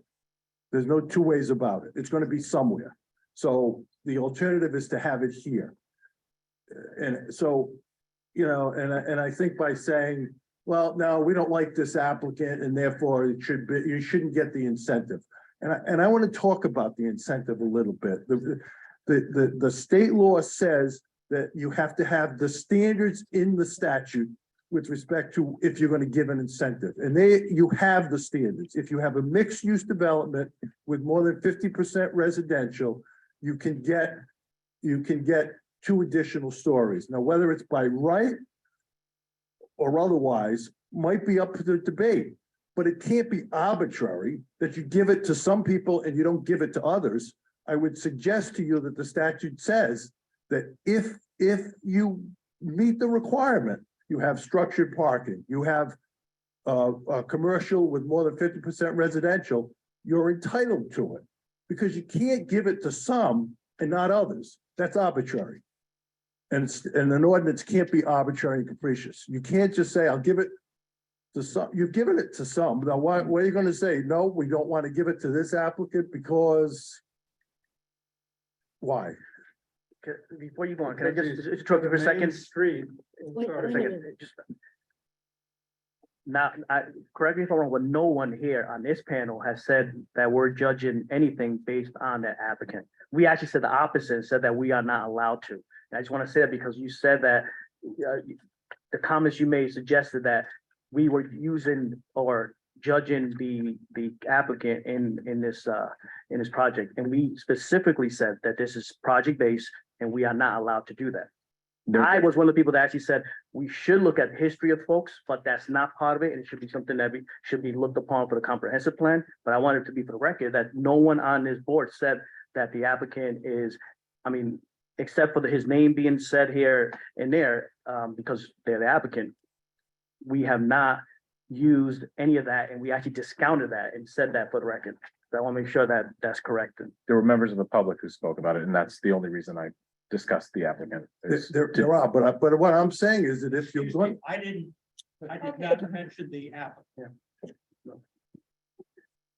But you got it, but if you're gonna make a determination on whether or not to grant the adjustment or not, it's gonna be based on objective standards.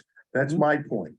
And what I'm saying to you is that the way the state law is that there has to be standards. And what I'm saying to you is the standards are that if you have what the ordinance requires, some of it in the statute is discretionary with respect to how you can determine whether or not you should grant it. Some of the standards is if it requires it, or if the situation, they're subjective in the standards. Then there are objective standards. And one of them is that if you have commercial use with more than 50% residential, that's an objective standard. So if you meet the standard, you should get the adjustment. That's the basis of incentive zoning. You meet the standard, you get the adjustment. Right. So, Mr. Gary, what is this? I mean, speaking of objective. Speaking of the microphone, Harry. Residential and parking usage are prohibited on the ground floor of a building within 20 feet of Waterman Street and Brook Street. Is that objective or is that untrue? I mean, So it's in your Casale's proposal. So now you're talking about the design waiver, which is different from the adjustment, just to be clear. Yeah. That's the design waiver. So I was talking about the adjustment, which I think has objective standards that if you meet them, you're entitled to. That's a design waiver for which you can, a design from which there can be waivers to when the circumstances merit it. In this case, you have a situation where you're on a corner where you do provide for commercial. And as the chairman said, that if you're gonna have, it's gonna be economically viable. You can't just have spaces if it's not gonna be economically viable. So that you are providing, in this case, you are providing not only the commercial on Waterman, you also have a certain portion on Brook And then you have lobbies and other space, which counts towards that thing. And what you're saying to this applicant is because he's on a corner, you gotta have commercial space all the way up Brook and all the way on Waterman, whether or not that's economically viable or not.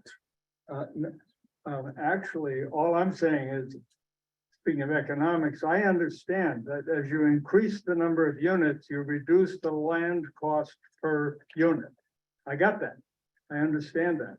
I'm just saying,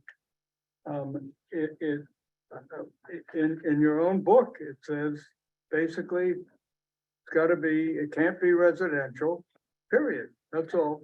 So, but now Choyan has brought into play some possible variations, which we're all very appreciative for your clarification. It is in the ordinance. You know, and the other point with respect to that is because of the topography of this, the cellar doesn't have residential space. So as you look at it, that if that counts, then the ground floor is not residential space. The ground floor is the trash room, the communal space, the utility room, and then the commercial space. So that's the cellar floor plan. So if we interpret that as being the ground floor under the ordinance, we meet the requirement. One other thing that, no, I'm sorry, the public comment is closed. Trying to keep this a little bit in order. Attorney Gary, one other thing for the next meeting, if we do so continue this, could you bring us some, or actually in advance of the meeting, if you're able to, or your applicant team is able to send over to Bob and Choyan some literature manual on this minute system so that they can circulate it to us and Absolutely, Mr. we Chairman. can look through that. Absolutely. Thank you. I think we've exhausted this enough at this meeting. I think we have some things to look at. I'm in favor of continuing this to the next meeting, date specific to February 21st, 2023. I don't know if anyone else on the board is willing to do so, make a motion. So moved. Okay, do we have a second? Second, All right, we'll go around. Noel, aye. Miguel, Aye. Harry, Aye. and I vote aye. Thank you very much. We'll see you next month. All right.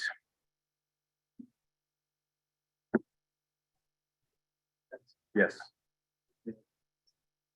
All right, we're going to move on to agenda item number 2, which is a city council referral. Its reference number is 3537. It's 106 Argol Street. Right, thanks, commissioners. I'll just give everyone a. Thank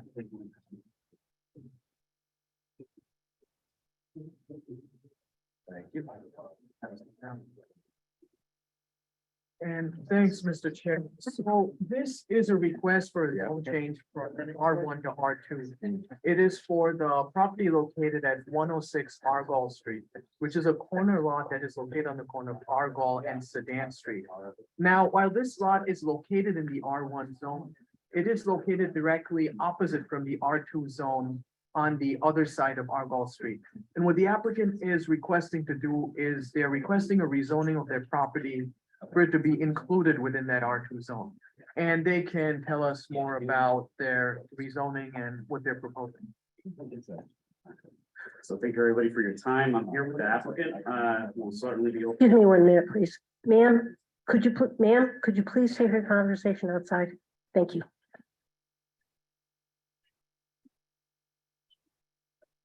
You may continue. Thank you. Thank you. Let me backtrack a little bit. My name is Yuni Garcia. I'm an attorney, associate attorney with Conley Law and Associates. I'm here instead of Billy Conley, couldn't be here today. And I have with me Deontay Dunn, the applicant, would be available for questions if need be. First, I want to express my agreement, if you will, with the positive recommendation coming from the Planning Commission. The zone, what we're requesting is to go from R1 to R2. One thing that I would like to note for folks is just kind of gauge your sense of what that area looks like. If you're not familiar with the neighborhood, is that if you look onto the second page, or rather the second actual page, third page, you see the large map that zoomed in. You notice that the blue circle, lots 106 and, yeah, it looks like 106, 110, at least on this map here. If you see that, that's the subject property, the parcel that it's on. It's an oversized parcel, considering or compared with, the lots on this, in this neighborhood. You notice it is, quite, it's just about twice the size, it's now a little larger. Most of the lots that surround it, directly behind it, next to it, and just generally in the blocks that precede it. You could also note that Argol Street, which is dotted on that map, is the dividing line between what is mostly R1 properties, which is on the side where this property is located, but on literally across the street, it's R2. Underlined on that map, you will see the multifamily homes that are in the neighborhood. One essentially across the street from the subject property, and one diagonally behind the subject property as well. While we're looking at the map, the two other properties or parcels that are on the same block as the subject property are literally half the size, their parcel, half the size of the subject property's parcel as well. Another thing I want to emphasize as far as how this will not change the character of the surrounding community. This property is not going to be externally modified to the extent that this board is interested in knowing. It is 2 floors now. The division will be between those 2 floors. The applicant, Mr. Dunn, lives at the property. He's a resident of this community. He's certainly interested in not changing the character of this property as he is a resident of this neighborhood itself. It is consistent with the intent of the comprehensive plan and zoning ordinances. We agree with the positive recommendation that this should qualify for this zone change. We ask you to give it due consideration or approve it. Thank you, sir. Commissioners, any questions for the applicant before we hear the staff report and public comment, if there is any? Just to confirm, on the actual subject street, Argol, they're all single families except for 2 properties? So on Argol, this is only a snippet of Argol, but in the blocks, the block that this Argol property, the 106 Argol is located on, and in the 2 blocks before and after it, they are single family homes. But right across the street where it is, and Argol is not a particularly busy street. It's very much just the way this line was written or drawn up when it was. Right across the street, there are multifamily homes. It looks like, let's see here, this is the actual address.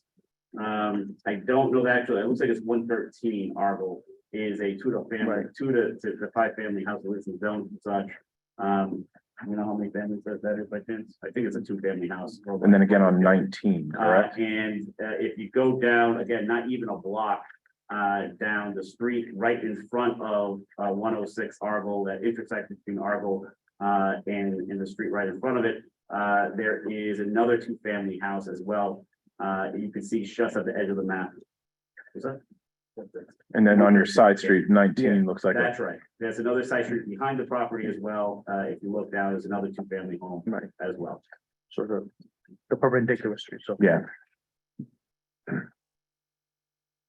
So changing it from a R1 to R2 would allow 2 family.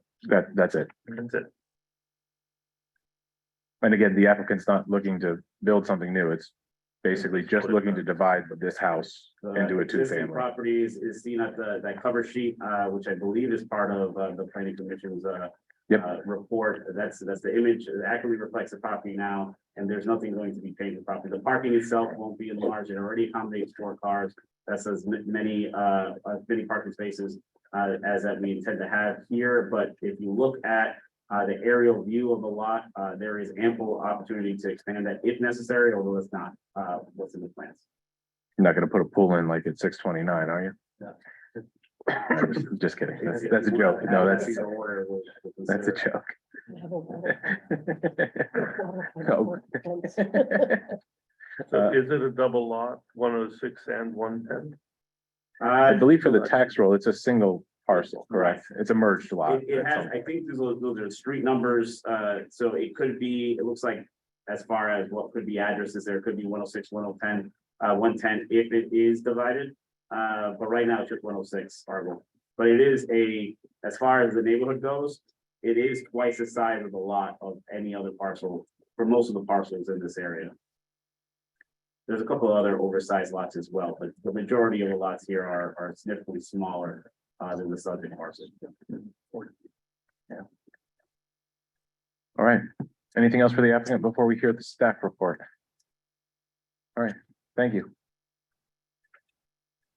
Well, thanks, commissioners. And just as we've noted in our staff report, this is an area where you have single family as well as single family residential, as well as what's called low density residential in proximity, which correspond to the R1 and R2 zones. And should the council approve this rezoning, it would conform to the land use pattern that's observed here.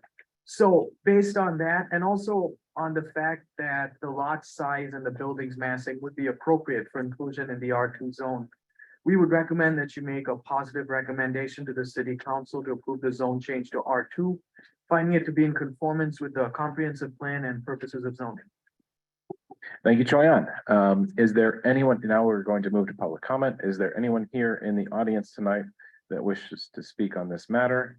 And if you're at home and you'd like to speak on this matter, please raise your virtual hand. It's the middle bottom portion of your screen, or press *9 if you're calling in. We have no one whose hand is raised and no one who's signed up to speak on this. All right, thank you very much. We will close the public comment portion of this agenda item and move on to deliberation and decision. I mean, we're not adding much more density. This isn't a huge lift as far as I'm concerned. This is seems like a reasonable ask. Who's asking to go to R4? I might have reservations, but this is R2's across the street, R1 surrounding. It's an oversized lot. Mr. Can I make a Bilodeau. Motion to approve. I'd like to make a motion to approve. CPC referral 3537.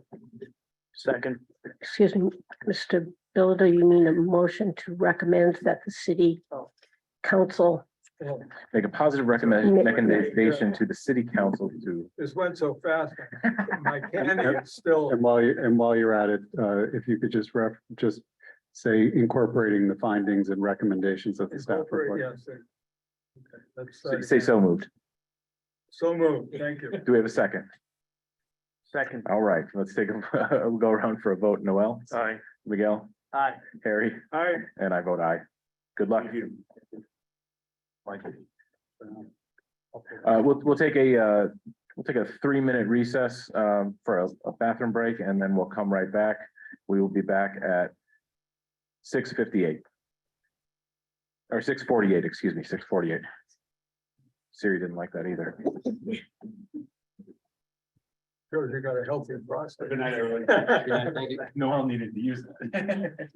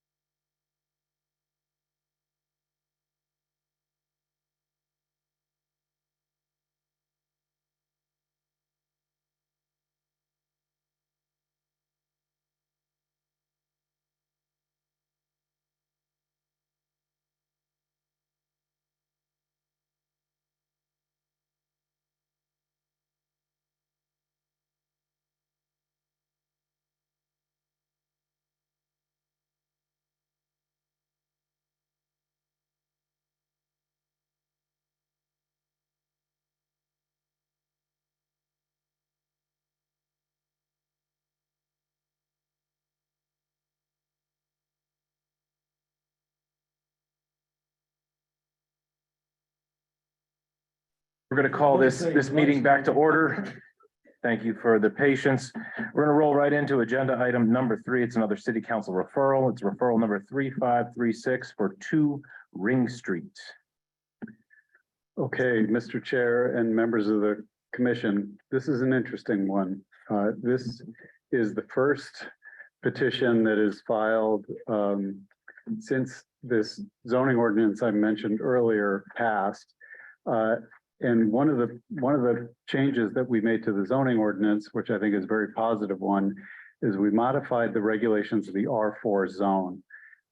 You might recall the discussion about this, that R4 is a vastly underutilized zone. And the main reason for that is that it requires an awful lot of land area in order to create a multifamily dwelling. And so what we were seeing was developers liked to take advantage of the commercial zones because they didn't have any restrictions on lot area per dwelling unit, and also on small lots, they don't require any parking.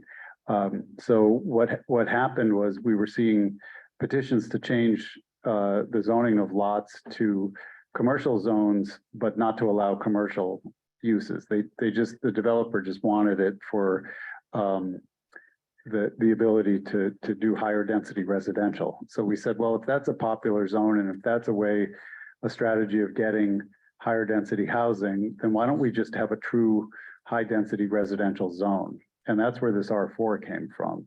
And this petition you have in front of you is to change a lot from R3 to R4. Now, where is it appropriate to place the R4 zoning? Anywhere where the comprehensive plan says that multifamily is an appropriate use. That includes all of the areas that we designate as medium density residential and high density residential.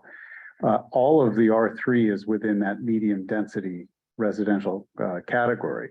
So in theory, lots that are in the R3 zones are good candidates for conversion to R4, especially in areas where you have a lot of non-conforming development. We think R4 is good for three different purposes. One is to impose it on a lot that already has non-conforming uses, that already has more dwelling units than are allowed. Number 2 is to allow for expansion of a building to create more dwelling units. And then number 3 is to allow new construction of a multifamily dwelling. That's what is being proposed in this case. Now, we think that what is being proposed, 6 to 8 units, and then a plan that generally conforms with the zoning from what we can tell. We don't have all of it because we haven't been shown a building. All we've been shown is a conceptual site plan. It's a good start. If you don't mind, I'm just going to kind of telegraph what the staff report says. We think it's a good start. We think that this particular location is really appropriate for higher density housing. It's on a lot that's more than 5,000 square feet, which in the R3 zone, doesn't matter what size lot is, you'd be limited to 3 units. So this is a really good candidate for high density multifamily. But here's the thing. You have said to us in cases of zoning changes, you want to know what's going to be built because you want to have a pretty good sense of what this building is going to look like. And I think in a situation where we are trying to promote more high density housing, we want to be able to demonstrate that this high density housing can be built in a manner that is compatible with the neighborhood. You're not a design review body per se, but we do feel like building siting, building massing, a little bit of detail about fenestration and form is instructive. And we think that before you go ahead and recommend a change to this, and before the council makes the change, we should have a fair sense of what's going to get built here. So all due respect to the applicant, we think that this is an excellent candidate for R4, but before we go down that road, we'd like a little bit more detail about the plan. That's effectively what the staff report is saying. Thank you very much, Bob. I'll let Attorney Garrity take it from here. Mr. Chairman, members of the commission, John Garrahy on behalf of the petitioner for this zone change application. So Bob and I have had a constructive dialogue about what he just talked to you about. And I think you're gonna have to address a lot of these R4 ones that are already existing R4s that come before you, because now the new R4 zone has no lot area per dwelling unit requirements or parking requirements for lots under 5,000 square feet. Or I said that wrong, under 10,000 square feet, sorry. Let me step back for a minute. So the normal process is, if this were a land development project, which is 10 units or more, it would come before you as a land development project, and then go to the city council and then come back before you. So you would see a developed plan in those circumstances. So it is not that, it's not 10 or more units. So it's not a land development project. So it wouldn't come before you in that characteristic. So now we're coming before you with a proposal that's gonna go to the zoning board, and you don't have any requirements. I'm not being. To the city, it's gonna go to the city council, not to the zoning board. I'm sorry, to the city council, excuse me. I must be all revved up from the last hearing. In any event, you don't have any specific requirements that require us to come with you with a site plan, with a land development project in that same situation. So Bob said to me, to his credit, he says, we want to see what this is going to look like, how many units, and that it's compliant with the zoning ordinance, if in fact it's going to be changed to an R4. So within the month or so, the couple of weeks that it's been pending, we did a site plan, and I'll gather you it's elementary, which we provided. I don't know whether you have a copy of this, but which essentially says 6 to 8 units on the lot with 7 parking spaces, and otherwise in compliance with the terms of the zoning ordinance if it were to be an R4 zone. And Bob said to me, but that's not really sufficient. And I agree with him. It isn't. You want to see what it looks like, and we're willing to do that. And we're willing to present to you more elaborate plans which show exactly what we're going to do. The little wrinkle in that is that, you know, we don't have the R4 zone, so it's very conceptual in the fact that it may or may not happen, and if we're going to develop plans that, you know, that may not occur. Be that as it may, we're willing to do that and come back before you and have this continued now and before the city council until plans are more developed. Having said this, I'd say that this is an entirely appropriate area for this, because you want more housing, you want denser development. This is an area which is fairly dense, as Bob indicated, by the comprehensive plan. It's right across the street from another property that's R4. So we provide more housing than the 3 that's currently allowed under the zoning ordinance on this lot, and provide some parking spaces, although none are required. So I don't know whether you technically have to continue it. It's not an advertised matter, but we're going to come back before you when we have additional plans. That sounds great. I think I agree with the staff report. I think Bob told you that because he's heard us deliberate at length. That's correct. And ask for certain details when making recommendations to the city council. And I also agree that this is probably a great candidate for R4. So I don't think your efforts will be in vain. I imagine it will be supportive of this. I know the area well. It's my neighborhood. But I do think we should just continue this to the next meeting.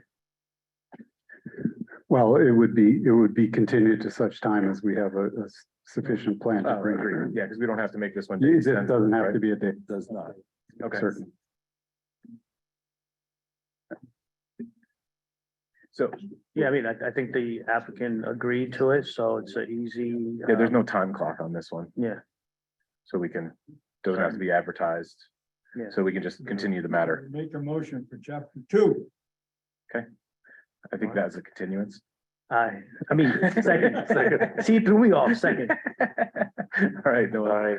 Miguel, Aye. Harry, I, aye. We'll see you when you're ready. Thank you. very much.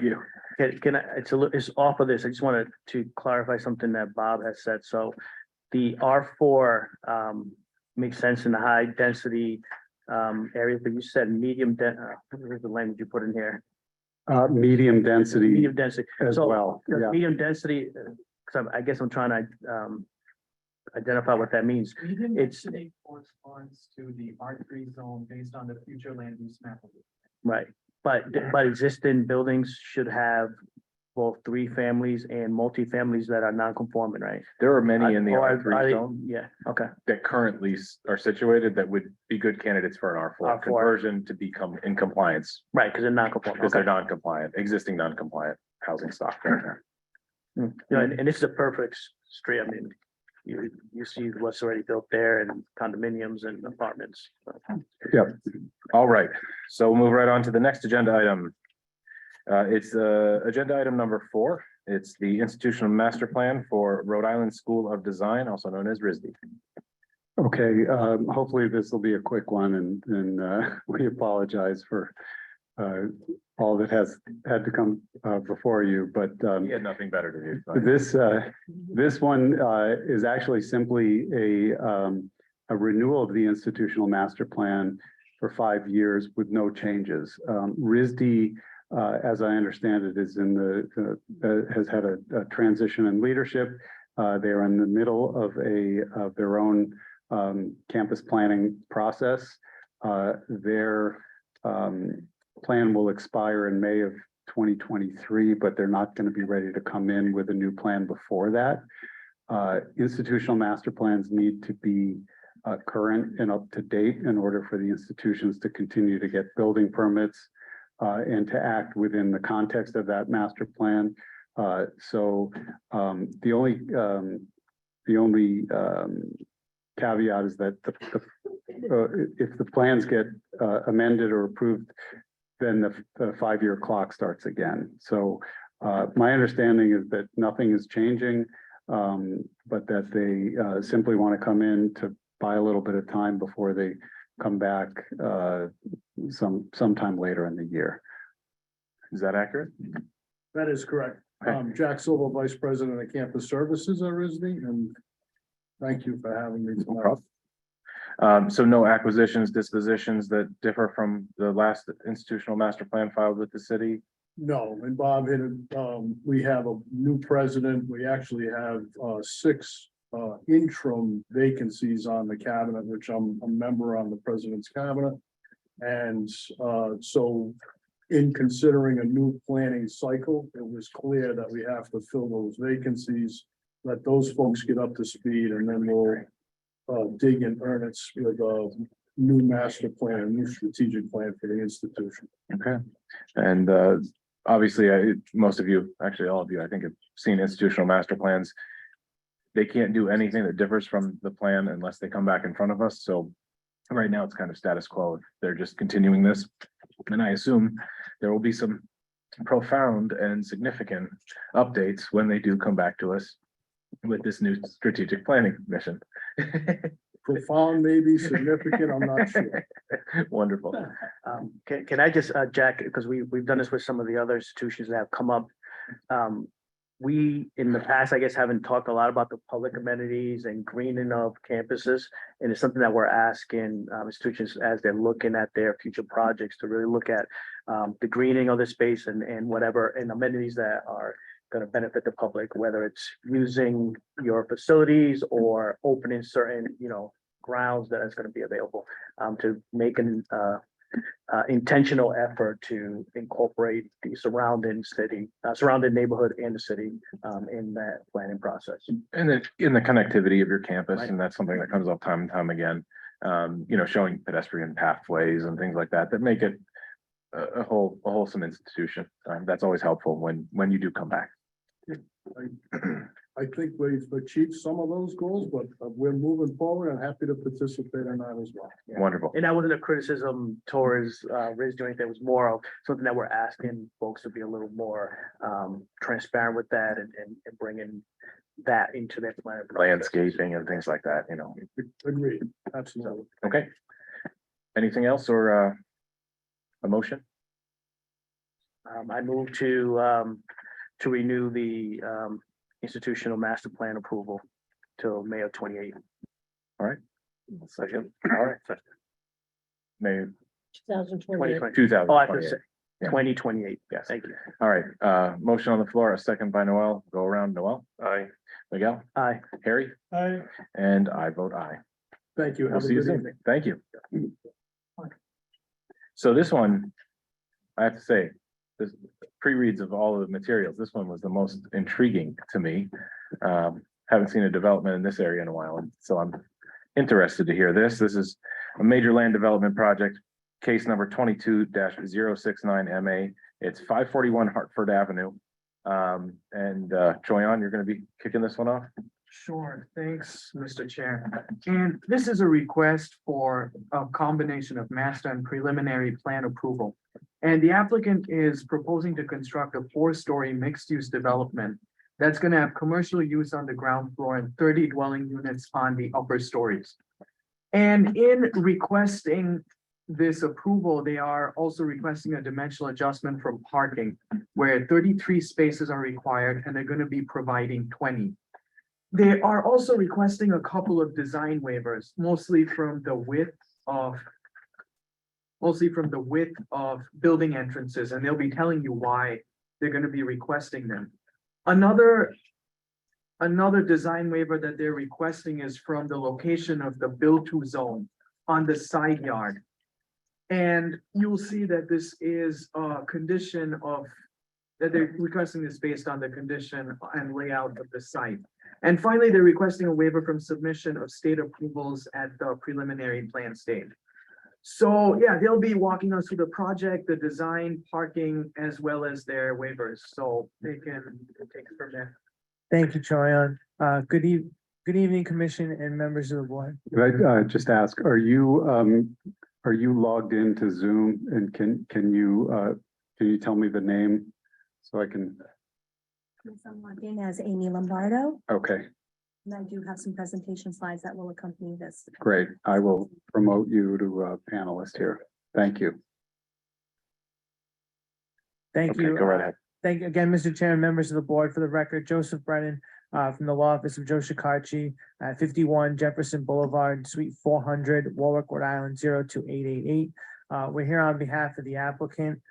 Thank you, Troyan, for that quick summation. I'll give a quick overview and I'll hand it off to ZDS to further go, and then our site engineer. The application that you have before you is for the 4 lots that exist over on Hartford Avenue. We're surrounded by 3 streets. So we have Bowlett Street, Hartford Avenue, and Glenbridge Street. The current property is a building that the owner occupies through their own business that they have. And with this proposal, they would be demolishing that commercial building and then rebuilding the one that you see before you with commercial space on the ground floor, 2 commercial spaces, and then 3 floors on top of that with 10 residential units per each floor for a total of 30. The applicant and owner will be, her current plan is to continue the business that she has there on those commercial spaces and then rent out the units above. So it won't necessarily be owner occupied for residential purposes, but the owner will be there with their commercial presence. So they obviously care about the building, the makeup, the foundation, and who the residents are, the cleanliness of it, the outside, the trash pickup, and so on. We are technically separating the units because there is a possibility that the owner will lease out the other commercial space to another use, but we don't have one at this time. We don't know what it would or wouldn't be. But we would certainly ensure that they conform to the regulations when at that time, if it were to come through. The project calls for 33 parking spaces as part of the mixed-use development proposal that we have before you. We're able to seek that way, that lessening of it through the dimensional adjustment. We provide 20 spots on the plan that you'll see. The engineers will go through that as well. But that really does sum up the project as a whole. Although there's a lot of moving pieces and a lot going on, it is fairly simple. But I'm going to hand it off to the architects and now to go through the project, the layout, the outside, and the reasons for the other design waivers that we're requesting. Great, thank you. Amy Lombardo, Principal, ZDS Architects. I'm going to pull the presentation up here and share that screen.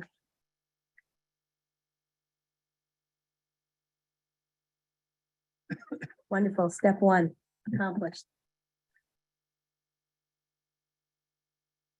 Thank you for your time tonight. It's my pleasure to present this project, a proposed development of multi-unit residential and mixed-use property at 541 Hartford Ave in Providence. I have here a collection of architectural and civil drawings to help describe the project to you. And here you see the site highlighted here, and that's again 541 Hartford Avenue. And on the side streets are Bowlett Street and Glenbridge Avenue on the sides, on the west and the east sides. The site survey prepared by Insight helps to describe the site. It has 4 current lots on it, and you can see the division of those 4 lots. And I see if my, oh great, my cursor is working for that. 1, 2, 3, 4 lots here, and the existing commercial building, owner-occupied commercial building right now, that is on the on the Hartford Ave side of the site.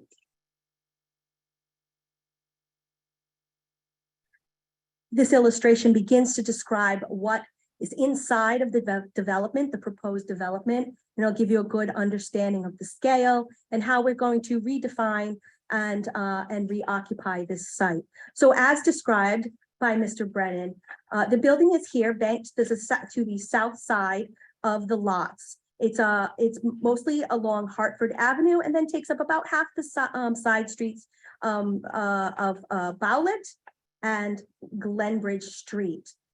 The owner-occupied commercial space is on the first floor here, facing a intersection, the intersection of Hartford and Glenbridge Street. After that, you'll see that we have entrances that face both the parking on the rear side of the site and parking and an entrance off of the street front, Hartford Avenue. In addition, we have that second commercial tenant space, undefined tenant at this moment. And then a series of utility spaces banked along the rear side of this first floor. Those utility spaces, a couple things to note, include an internal trash zone. So trash would be contained internally, and then it would be set out for collection day. Take a little bit, zoom out a little bit to the site here. We see the transformer, proposed transformer location is up here in your northwest corner. You have a couple components here for some islands, which we'll see in the landscape plan has some plantings planned, trees planned, and over here an exit onto Bowlett Street. And move on after this, see what's next in here. As we move up through the building, utilizing the 2 new vertical stair cores, we get to a residential level. This is typical of the residential levels, of which there are 3. They have 10 units on each level. It's a mix of 1 and 2 bedrooms for a total of 30 residential units. And on the roofscape, we need access from the stair. So 1 stair accesses the roof, and there'll be mechanical units which will be screened on the roofscape. And of course, elevator overrun. The elevations are beautifully appointed with a nice gray and tan colored, natural colored brick We think that'll be a nice, rich look for the streetscape. Then the mass above is broken down with various undulations of different products. And so those products include some composite wood siding, horizontal siding here of about that nature. That will be wood in tone and in mix, but it is a composite for long lasting and long wear. A hardy lap siding as well. Again, this is a horizontal siding, which is common of the residential scale in the area. And you can see we're breaking that scale down to react to those in the area and react to the buildings that are in the region and in the neighborhood. And then, of course, there's a little bit of a backscape here that uses a common product, which you guys are likely familiar with. That's the hardy panel with some reveals to add some detail to the facades.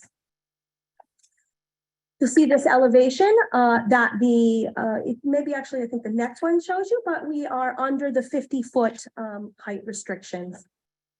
Again, using that similar language on all four sides, right? So this is applied in various geometries to break down the scale of the building and to add texture and color and intrigue to the facade scape. You can see here a side entrance along Glen Bridge. And this is the elevation that faces the parking. So this would be an entrance more than likely used mostly by residences.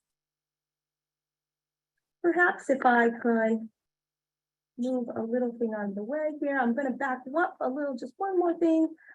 On our side streets here is where we have our trash, and these windows are screened. So if anyone thinks there's windows, it can be seen into the utility rooms, that is not it. Those will be filmed over or screened over, but it will let some natural light into the spaces. So the utility areas are well illuminated with some natural lighting. Here we have a rendering prepared for your consideration.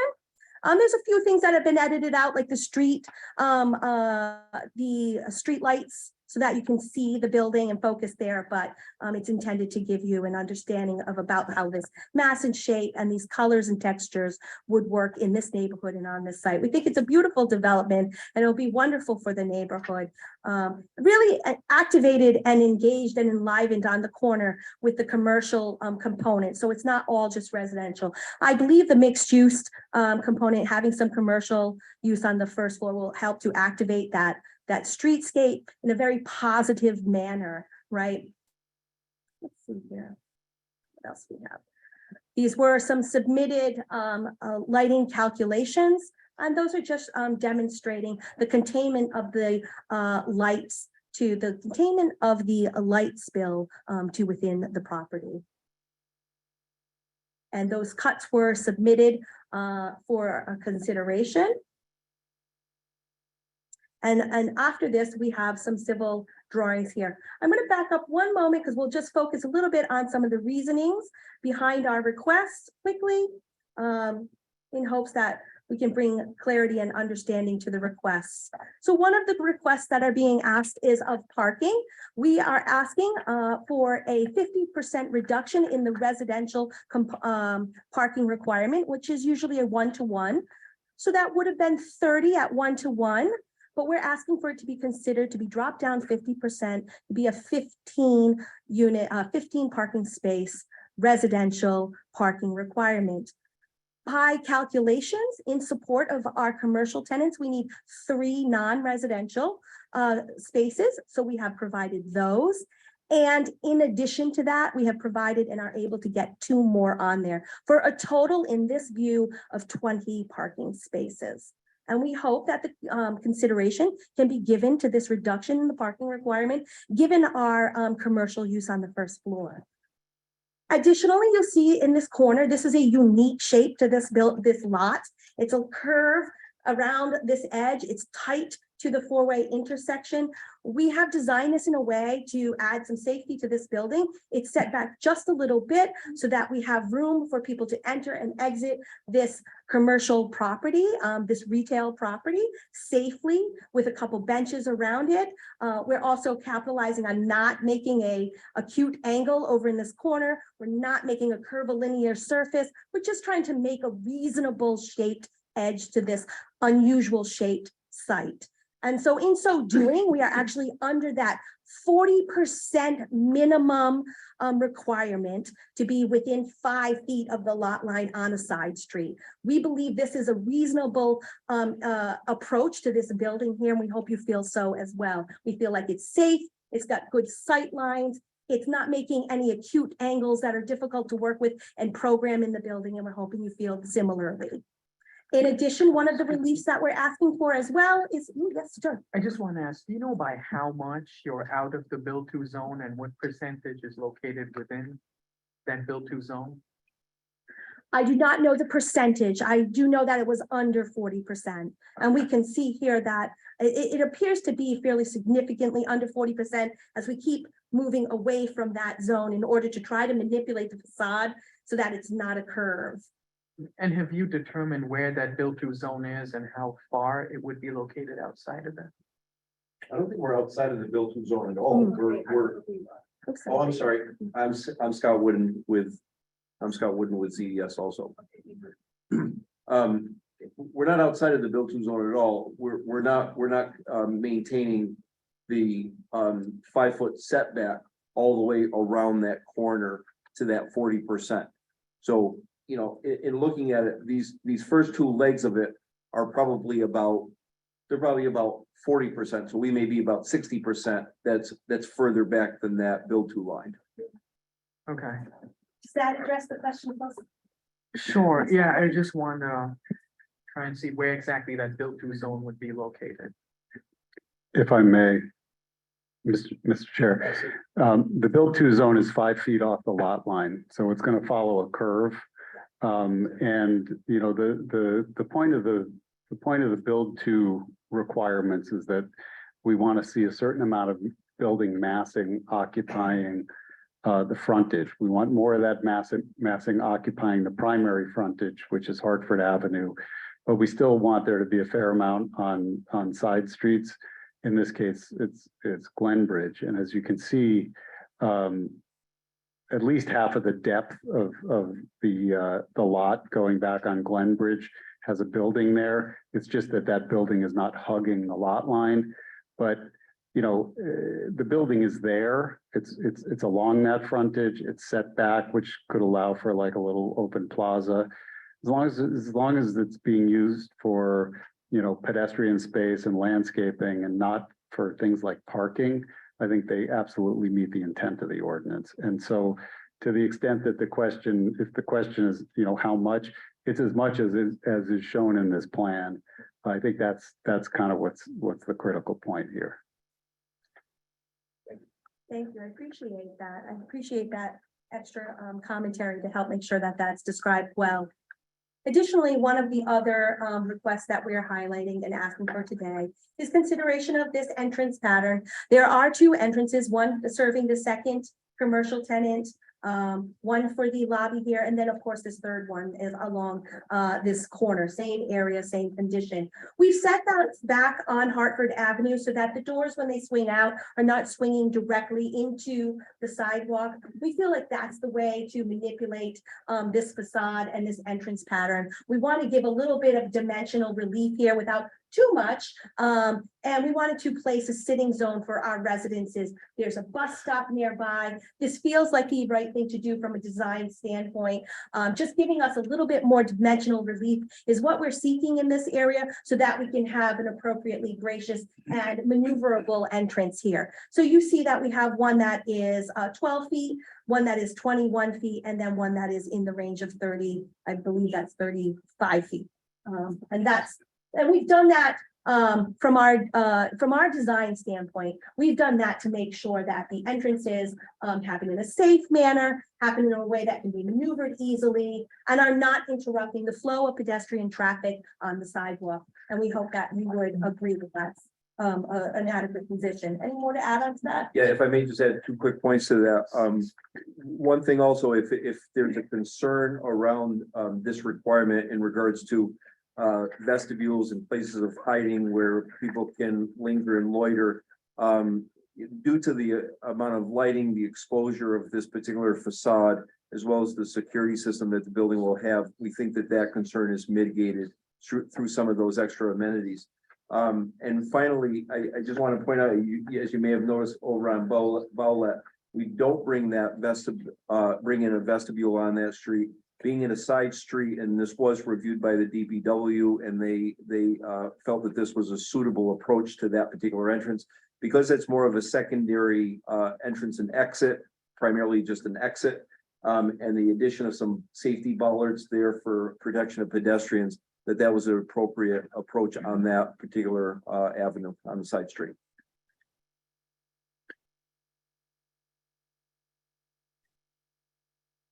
Any further questions on the architectural components that we've described to you today? If not, we would like to have our engineer describe a little bit more about the site and the drainage and parking there. Thank you very much. Right?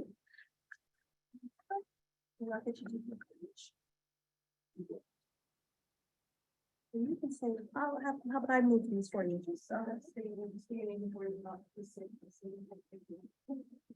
I can't even talk. Getting late. You've had too much fun. Nothing. My name is Louis Gentili. Good evening, members of the board. Gentile. Good evening, members of the board. Thank you for having me tonight. I'm with Insight Engineering located on Fall River Ave in Seekonk, Massachusetts. I'm the civil engineer for this project, and I'd like to present a little bit to you about, you could go back to the existing conditions of the site.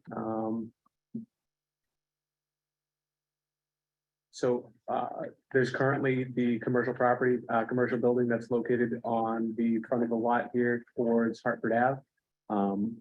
The entirety of the property to date is a impervious surface for a parking lot.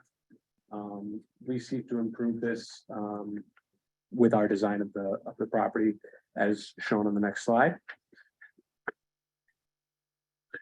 So there's two entrances and exits onto the property here, one located on Hartford Ave, or sorry, Glenbridge Ave, and the other on Bartlett Ave. Both of these entrances are designed to the minimum width of that Providence has dictated, 22 feet, I believe. That allows for adequate two-way traffic entering and exiting the property. Both of those entrances will be using granite curbs to tie back into the existing sidewalk that's shown. We'll be providing adequate ADA compliant ramps down and across the streets for those. Towards the back of the lot, by the two abutting properties, we have a small landscaping strip that we plan to install a 4-foot tall privacy fence along the property line there. There's a proposed bituminous curb. Bituminous concrete curb along that north property line with parking located along the back as well. There's one ADA spot with associated gore strip that allow for any disabled person to cross the street, and a ramp that will, allow for them to get to the entrance of the building. I think that might do it for this line. Yeah, let's go to the next one, please. So as was stated previously, this existing site has 100% impervious surface coverage. Through the development of this land or redevelopment of this land, we will be reducing the impervious cover on site. This is important because that will, by default, reduce the amount of stormwater runoff that this site is seeing.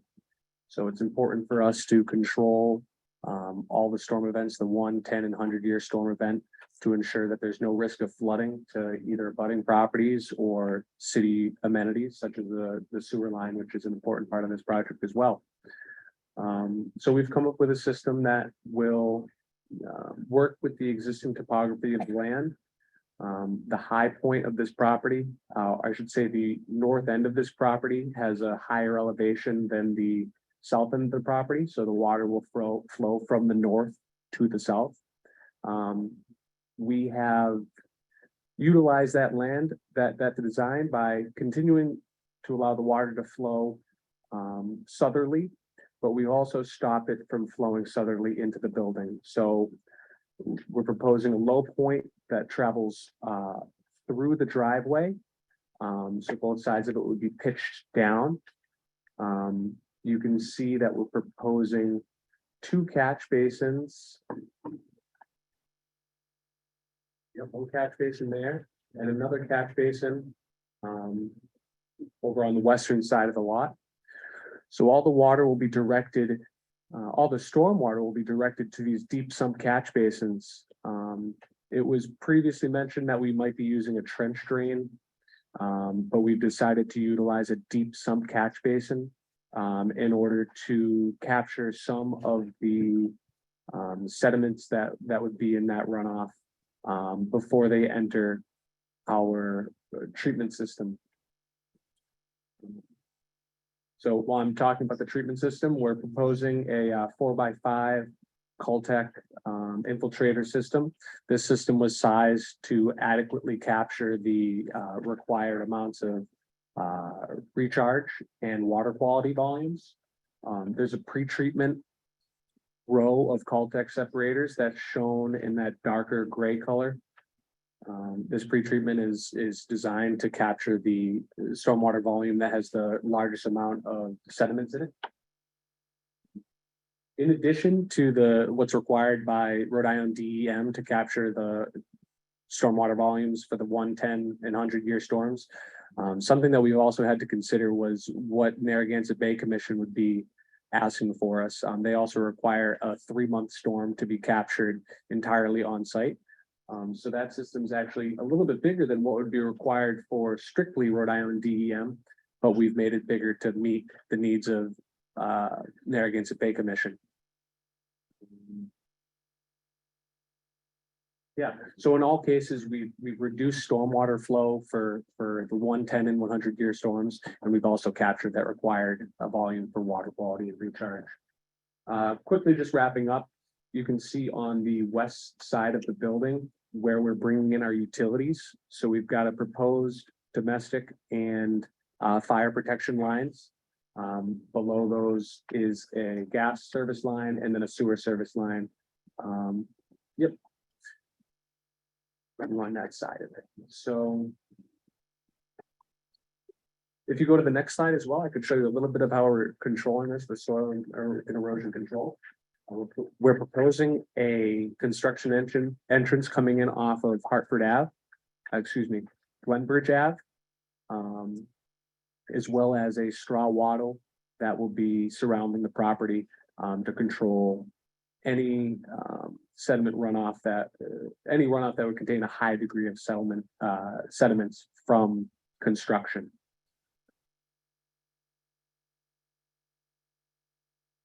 Yeah, I think that's about it for now for me.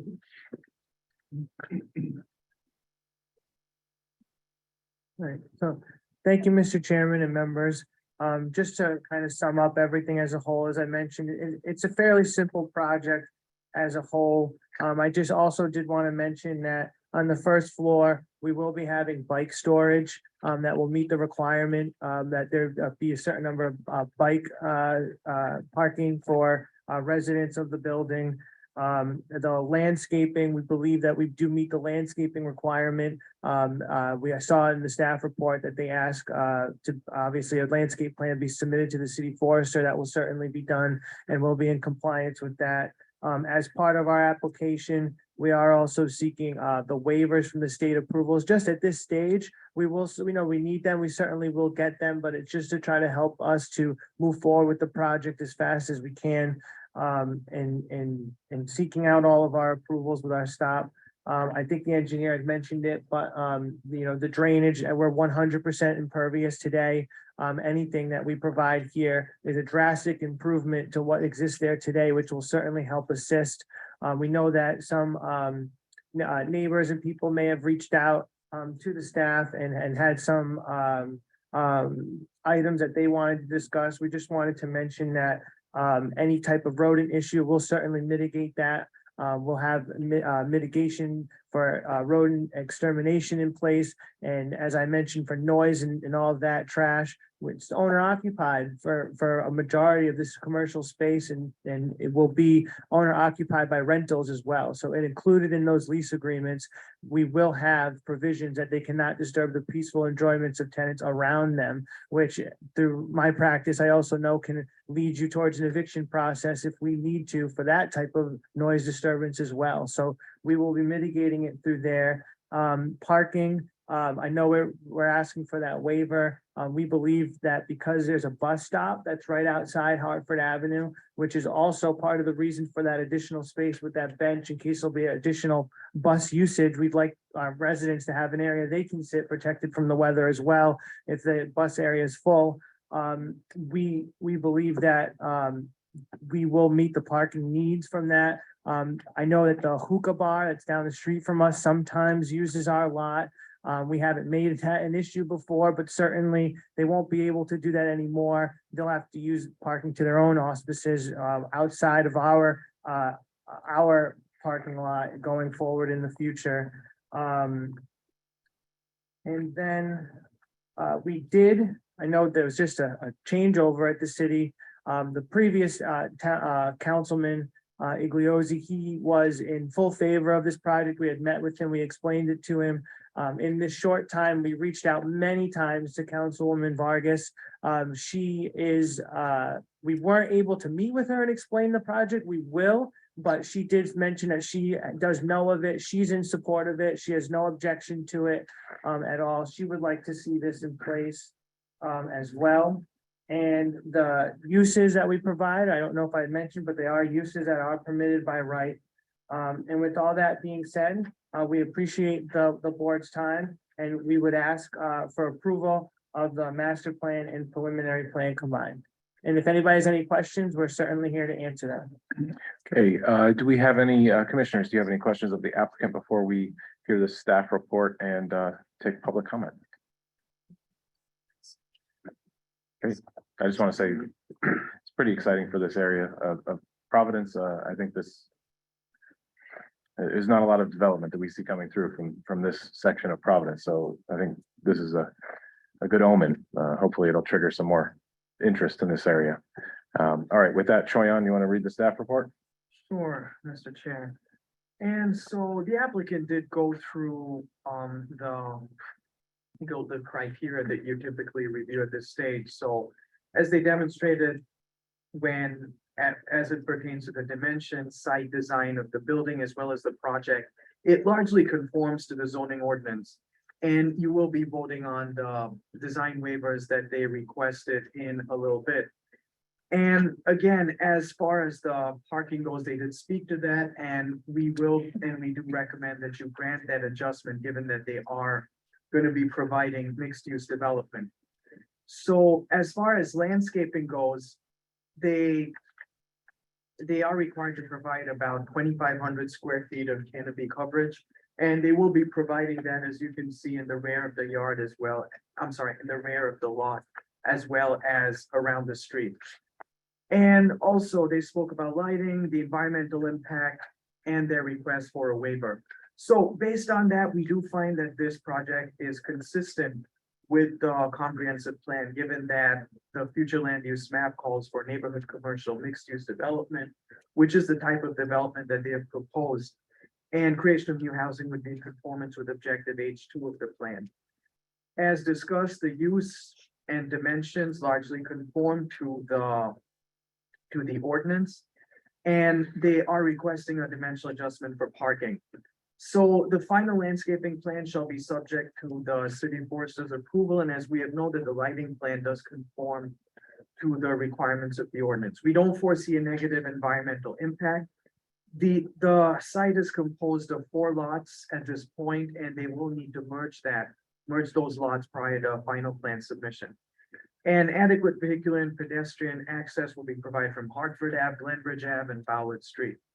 So having said that, you would need to take 6 votes. 1 from a waiver from submission of state approvals, which we do recommend in favor of. given as the applicant demonstrated that they will need some time in order to procure them. Then you would need to vote on the combination of stages. You would need to take a vote on granting the design waiver from the width of building entrances. Then you would need to vote on a design waiver from the corner side setback built to zone requirement.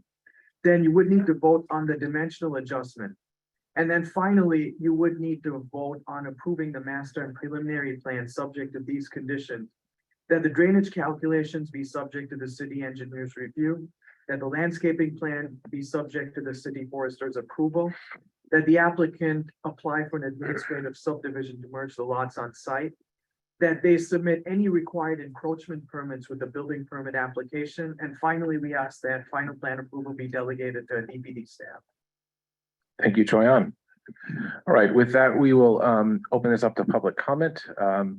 If there's anyone here in the audience, or if you're on our virtual room, please raise your virtual hand in the middle bottom portion of your screen, or press *9 if you're calling in.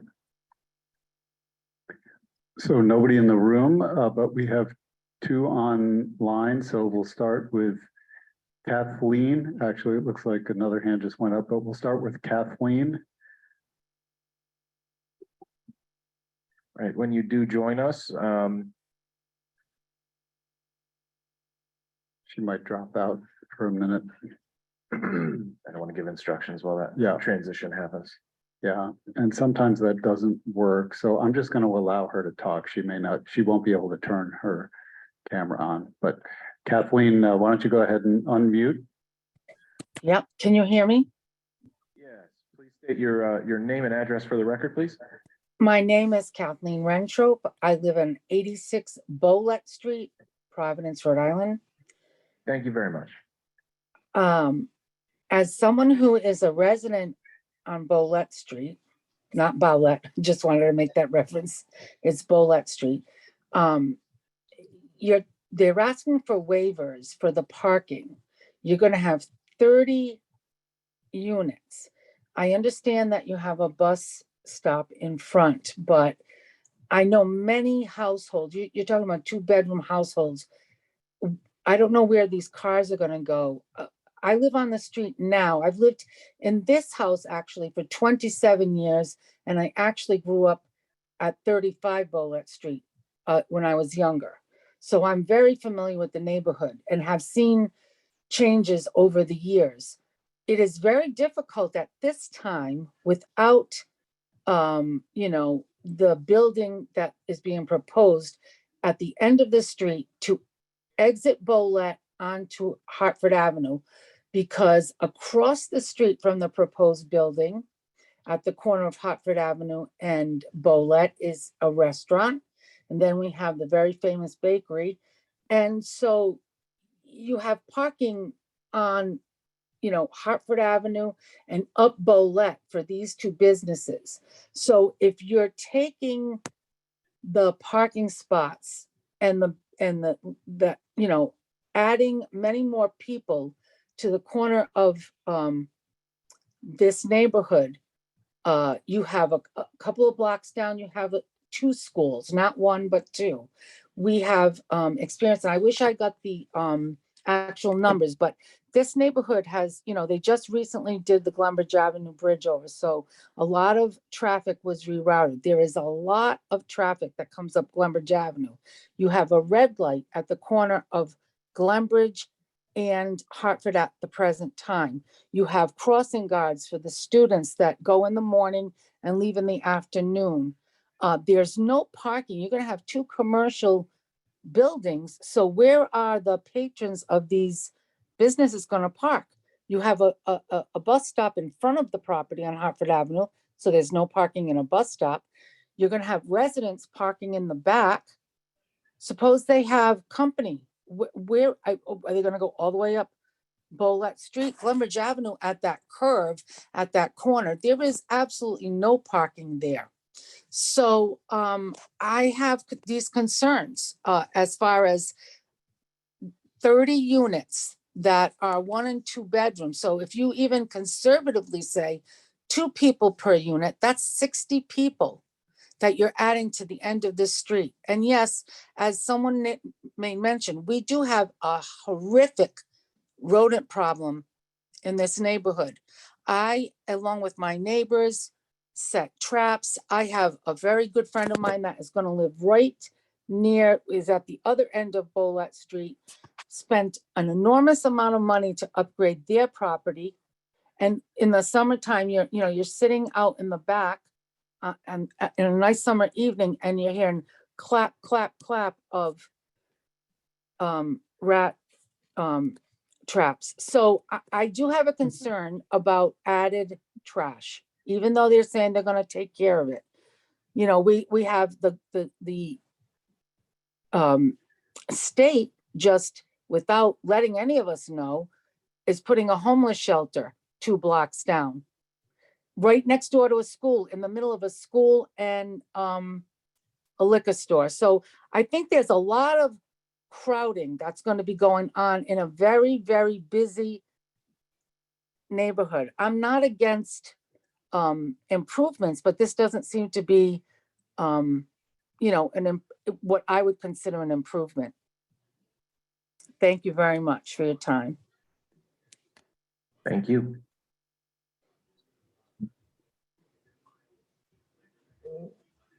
Okay, so next, we have Marie Marshall. Marie? Can you hear me? I'm talking, it's Dave Marshall. I'm just on my wife's computer. Can you hear me? Yes, we can. Please state your name and address for the record, please. Sure. My name is David Marshall. I live at 17 Bolette Street in Providence, Rhode Island. I've lived in this neighborhood. I will give you a little history quickly. I lived in this for the neighborhood. record, before you continue, we did receive your letter in advance of this meeting. Yes, you did, but I just want to do some points, please.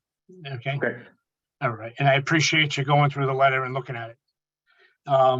Okay, so I live right on 17, but I lived there all my life. 65 years old, grew up here. So Petty's to here, actually Petty's to Glenbridge to here. That's my route is my residence. Okay, so this is my neighborhood as well as the other people that have been living here for their life. Yes, as Kathy mentioned, we have a rodent problem. The rodent problem's due to a couple of reasons. One, it's a big problem in the city, but 2, we had this. Can you go to slide 2 for a minute, where you have a picture of the building, please? Can you do that? That's going to be a little challenging to bring that up. Okay, then all right, that's okay. Then skip that. Slide 2 showed a picture of a beautiful building. I'll give you that. The building looks beautiful, but it didn't show what's on the sides. Okay, it showed there's a beautiful area right across the street. That's not really a beautiful area, but you have 30 units going in there. It's my concern. You said you had the trash contained. Who's going to put it out? Are the residents responsible, or is maintenance going to put it out? Who's going to control? What's the contract with these people renting? Is it Section 8? We're concerned whether it's Section 8. We're concerned what control. Not only that, you're going to have homeless people roaming the streets now that you have a shelter down the street. So that's going to be another issue in the neighborhood.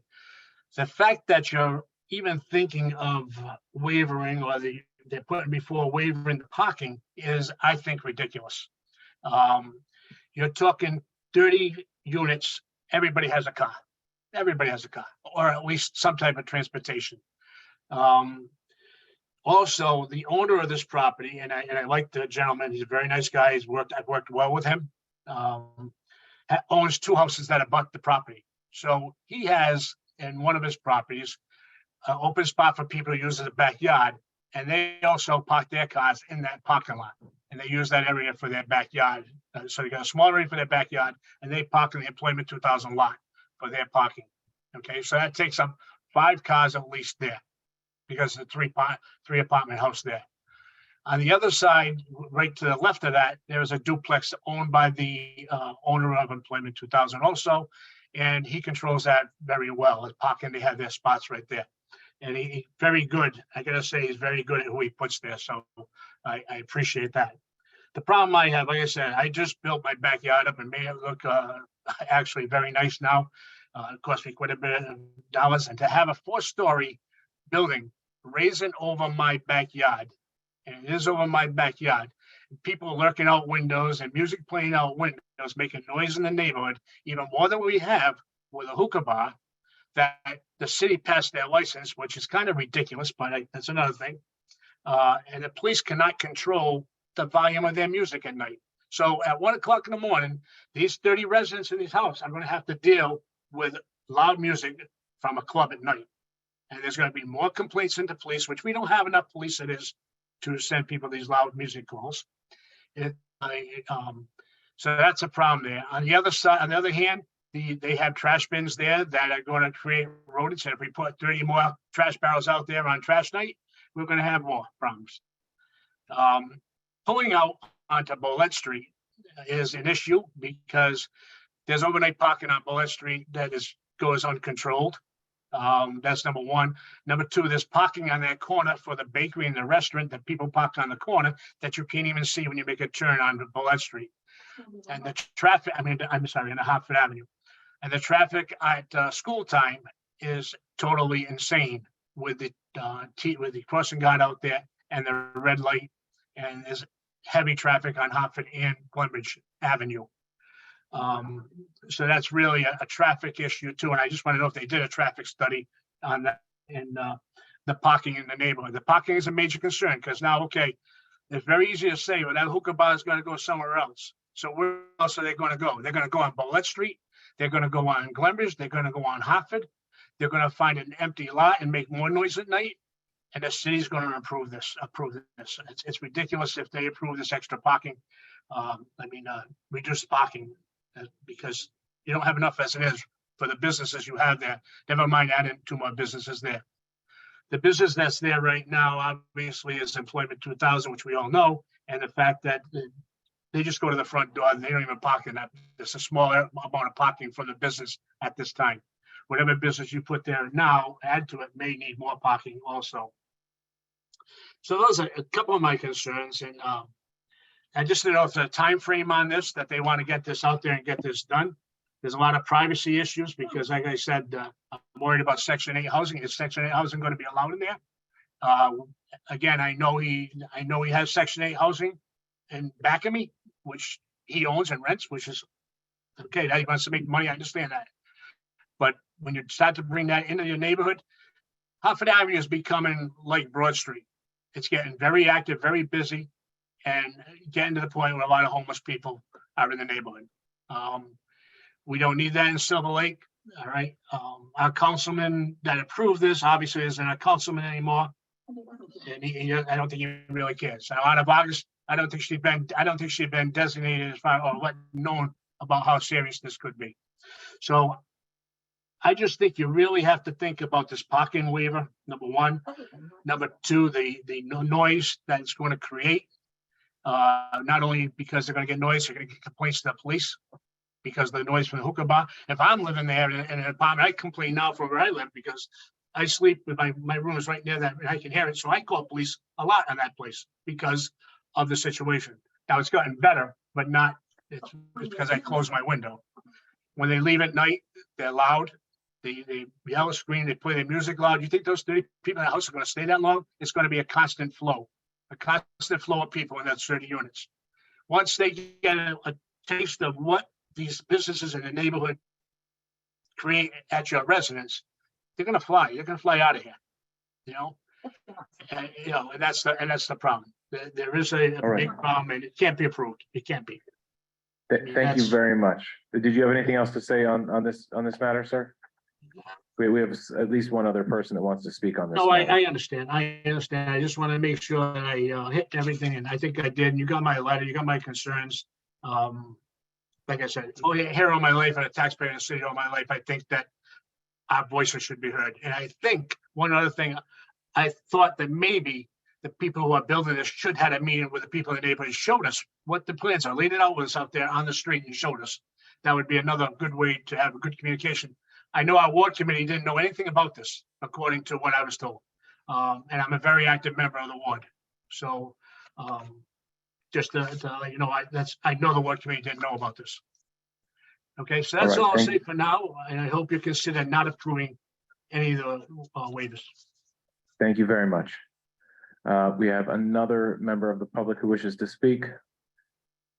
Valerie, we're promoting you. You can unmute yourself. Hi, can you hear me? Yes, please state your name and address for the record, please. My name is Valerie Vaca, and I'm a property owner, occupant at 142 Petty's Avenue.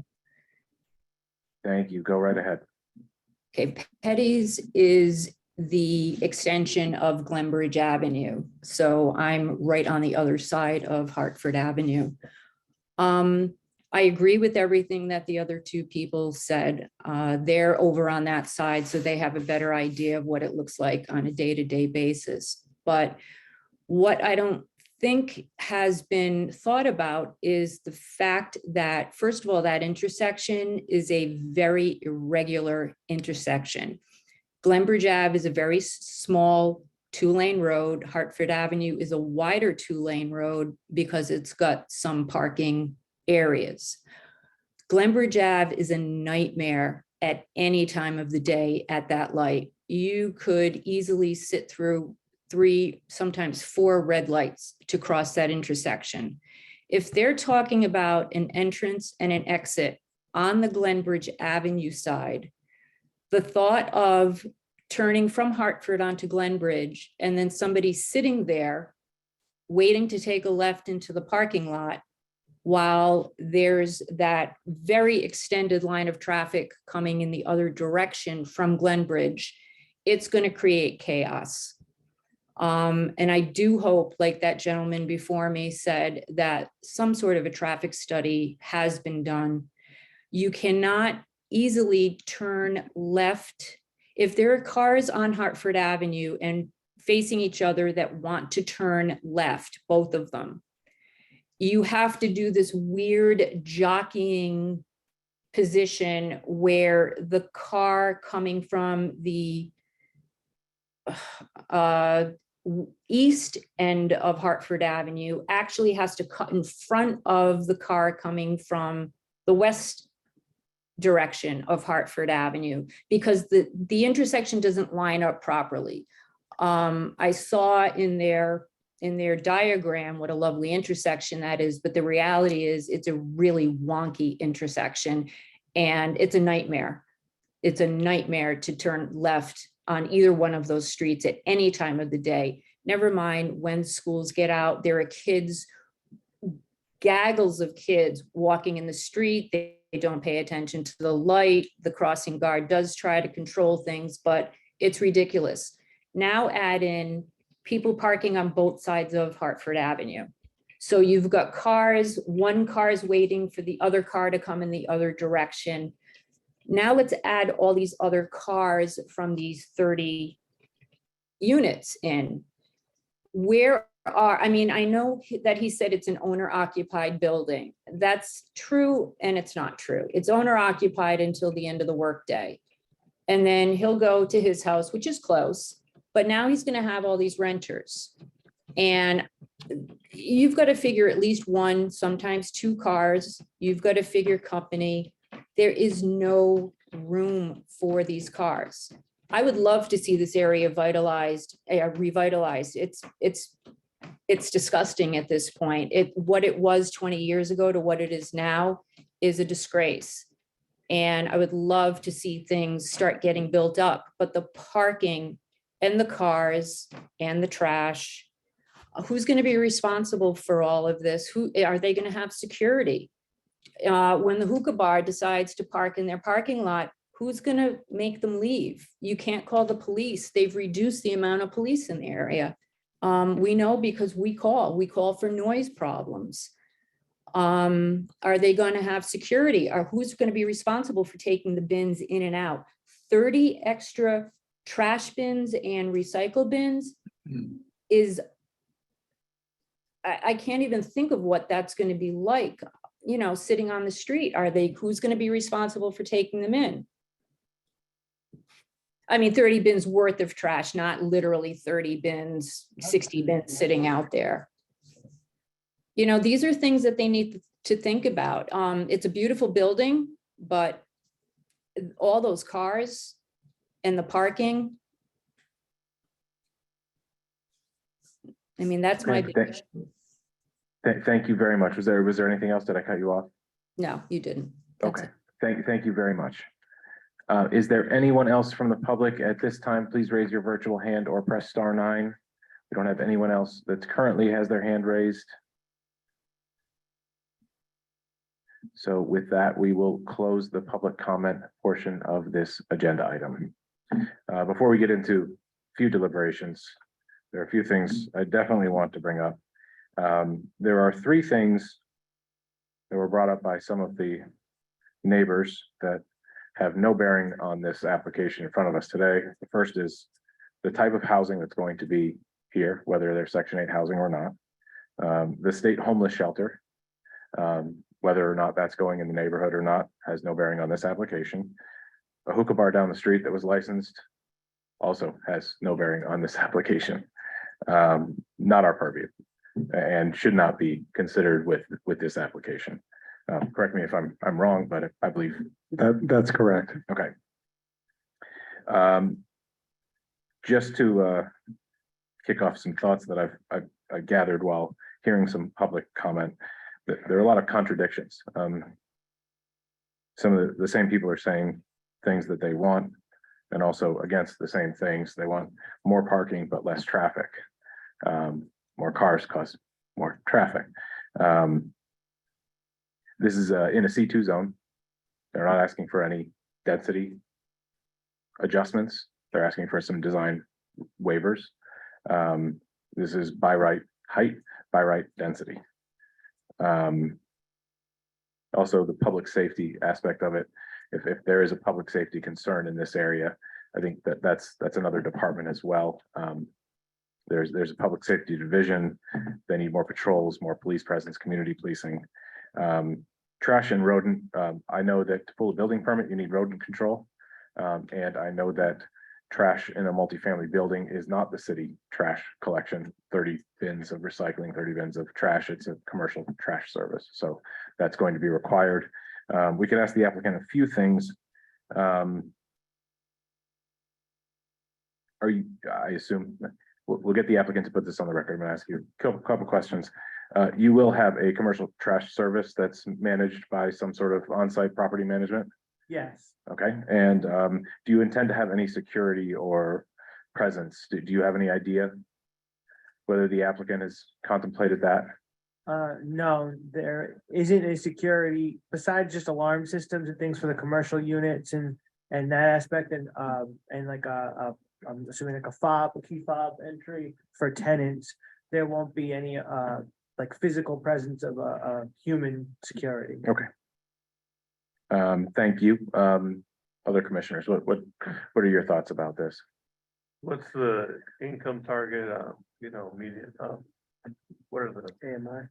yeah, I forget the exact term, but affordable housing, workforce housing. I don't think that was presented as, this wasn't presented as an affordable housing project. This was just presented as an apartment. Market Rate, I believe, but That is accurate, but I would add, Mr. Chairman and members, that about 2 weeks ago, they did apply to the state for workforce housing, but we don't have any approvals. If that's denied, we'll still move forward with the project. So we didn't want to necessarily state that as something that's happening, but since you asked the question, I just wanted you to know we are applying for it. okay. I don't think that is for us to judge. No, it's definitely, No, we can ask the question, but it's not gonna be a part of our decision, no. What type of housing it is. Yeah, New. yeah, it's new housing where there's not housing right now in an area that could use some investment, in my opinion. I understand the concerns of the neighbors. I understand that something new and large like this is probably a little bit scary to people who've been there for 30 years, but they also say that they've seen their area deteriorate. And this is investment that could spark other investment, that could spark more improvements in the lives of these people as well. And we need housing. We need housing at all income levels. I think I haven't seen, like I said, I was really intrigued to hear this because I've been on the board for quite some time. This is the first project I've seen in this area since I've been on the board. I haven't seen anything. This is pretty exciting, I think. Yeah, I share some of that enthusiasm. I know the area well. You know, of the comments they made, I mean, I think the most concerning was the traffic potentially on Glen Bridge, but it's mostly residential, so it's once or twice a day. And there's an inlet, an outlet on the outlet street as well. So I think if I lived there, I probably would be using that more often just because of that potentially. But it's not, you know, it's not a lot of commercial activity. And, you know, we're also trying to encourage less cars, which, you know, reducing the parking, being on the bus line, I think also will align with that. You know, I'm not trying to discount any of the commentary that was made by the public. I understand when you see a project of this size, especially in an area that hasn't seen it, some of these concerns will come up, but a lot of these things will be mitigated. I mean, the trash is something that could be easily mitigated as a commercial contract. It may even be more than once a week. And there is a leasing office on site.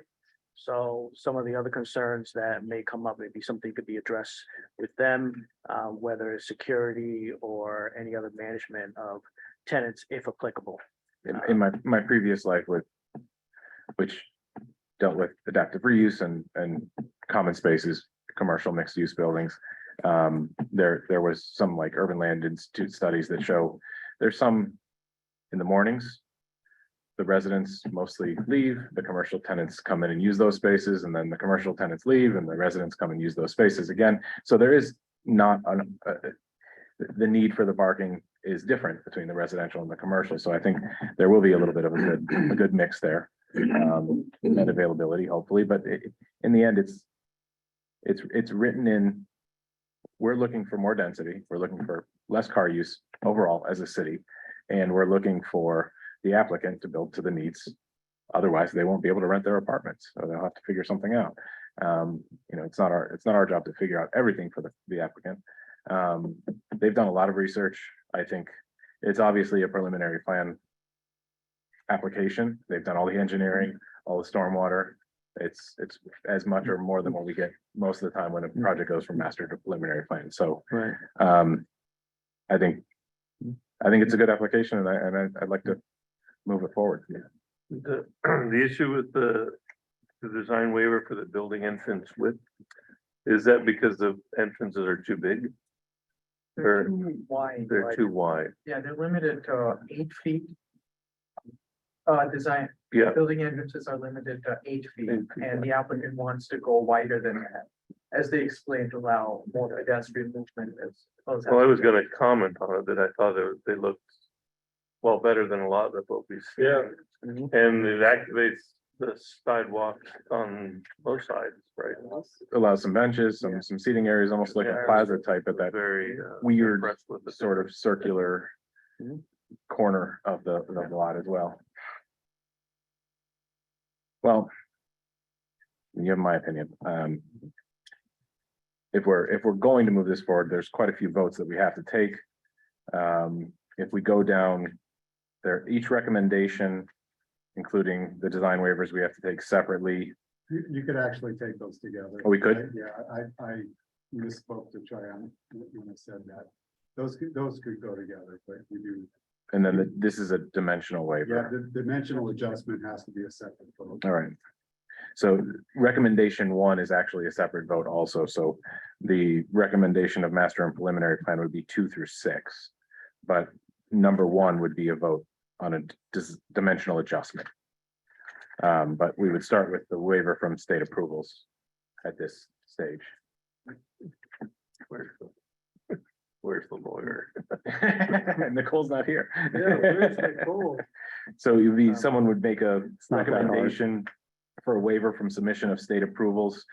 I'll make a recommendation for a waiver from submission of state approvals for case number 22069 MA.